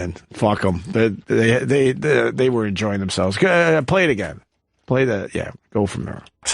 Yesterday, quite an amazing thing to be fair, pushing it over the top of the country. Is when you take a step back. Is there anything else you see in this picture? Sam, you didn't have to say that. What? It's about as subtle as a sledgehammer, mate. I mean, why didn't you just... Oh, maybe Melissa did. She certainly had to look up. There's a lot of detail. Oh, my goodness. He's saying the head. Well captured. Yeah, there is a lot of detail in that captured. penis cloud. Yeah. Where is that from? I'm going to go New Zealand. I'm going to guess Australia. It's Australia or New Zealand, that's for One sure. of the two. I know it. Put some shrimps on the Barbie? I don't know. No one guesses New Zealand. That's why I went New Zealand. Wait, hold on. It may be. Cook them in some eggs. Could be. I think the first map was the clue before it went, so it is New Zealand. Yeah, Brisbane. Maybe. Ooh. Yeah, see right there? That tells you. That's New Zealand. What is that? Funny That's local the North Island and the South Island. I wouldn't know that. It's the two islands that... Yes. I suck at geography. Well, you were right, though. You guessed New Zealand. You guessed New Zealand? Yeah, you're on fire in the today. dark. You're on fire today. You got a stab in the dark. You got Little People, Big World. You got New Zealand. You got the penis cloud. Yeah. And the pressure luck. Pekka cloud. Pressure, right, exactly. I remember that was some kind of scam. It's a good documentary for real. It's on YouTube, too, if you want to check it out. I think we tweeted it out. Let's get out of here. It's Friday. Fuck it. We don't need to go late or anything, right? It's supposed to rain. It's going to be a rainy day in New York? It's supposed to be, yes. I was supposed to be raining when we came in, so I'm glad I don't have an umbrella, so I'm glad I beat that. All right. I went searching for all my umbrellas last night. Normally I have 5 or 6 of them. Dude, I just find them. Fucking hate umbrellas. You know, and I've lost them all. I'd rather get wet. I hate them. Do you? I literally fucking hate umbrellas. Always lose my umbrellas. Ellas. Rihanna. And you got those guys hanging out in the in these creepy places, come out of nowhere with their sitting umbrellas on a milk crate that they're trying to sell you. Yeah, $4. I fucking hate umbrellas for real. Yeah. I usually, people leave them in the comedy clubs enough. I usually don't have to buy one. I can just grab one because someone's always, forgetting. But you leave the house with one? But if it's going to flood, pouring down rain, maybe. Most of the time I gamble. I have never left the house with an umbrella. I don't believe in it. I don't. A raincoat? Umbrella. I don't own a raincoat. Wow. Nope. Me neither. I'm speaking euphemistically. I don't have rain boots. I picture you had a collection of raincoats. No raincoats. I don't believe in them. I'd rather just hope the rain doesn't have anything. Jeez. I run from spot to spot. All right. I see some dry ground, and I know I'm good if I could get to that spot. I like it. No rain boots either. Ballsy attitude. What if you're carrying Fetishes, though? Ah, shit. And I'll just hang out with the people, and then you have a little conversation with some New Yorkers. Sure. They're assholes in general, but when it rains and you're stuck under something, together. You feel like you can have a conversation. All It's right. nice. I got it.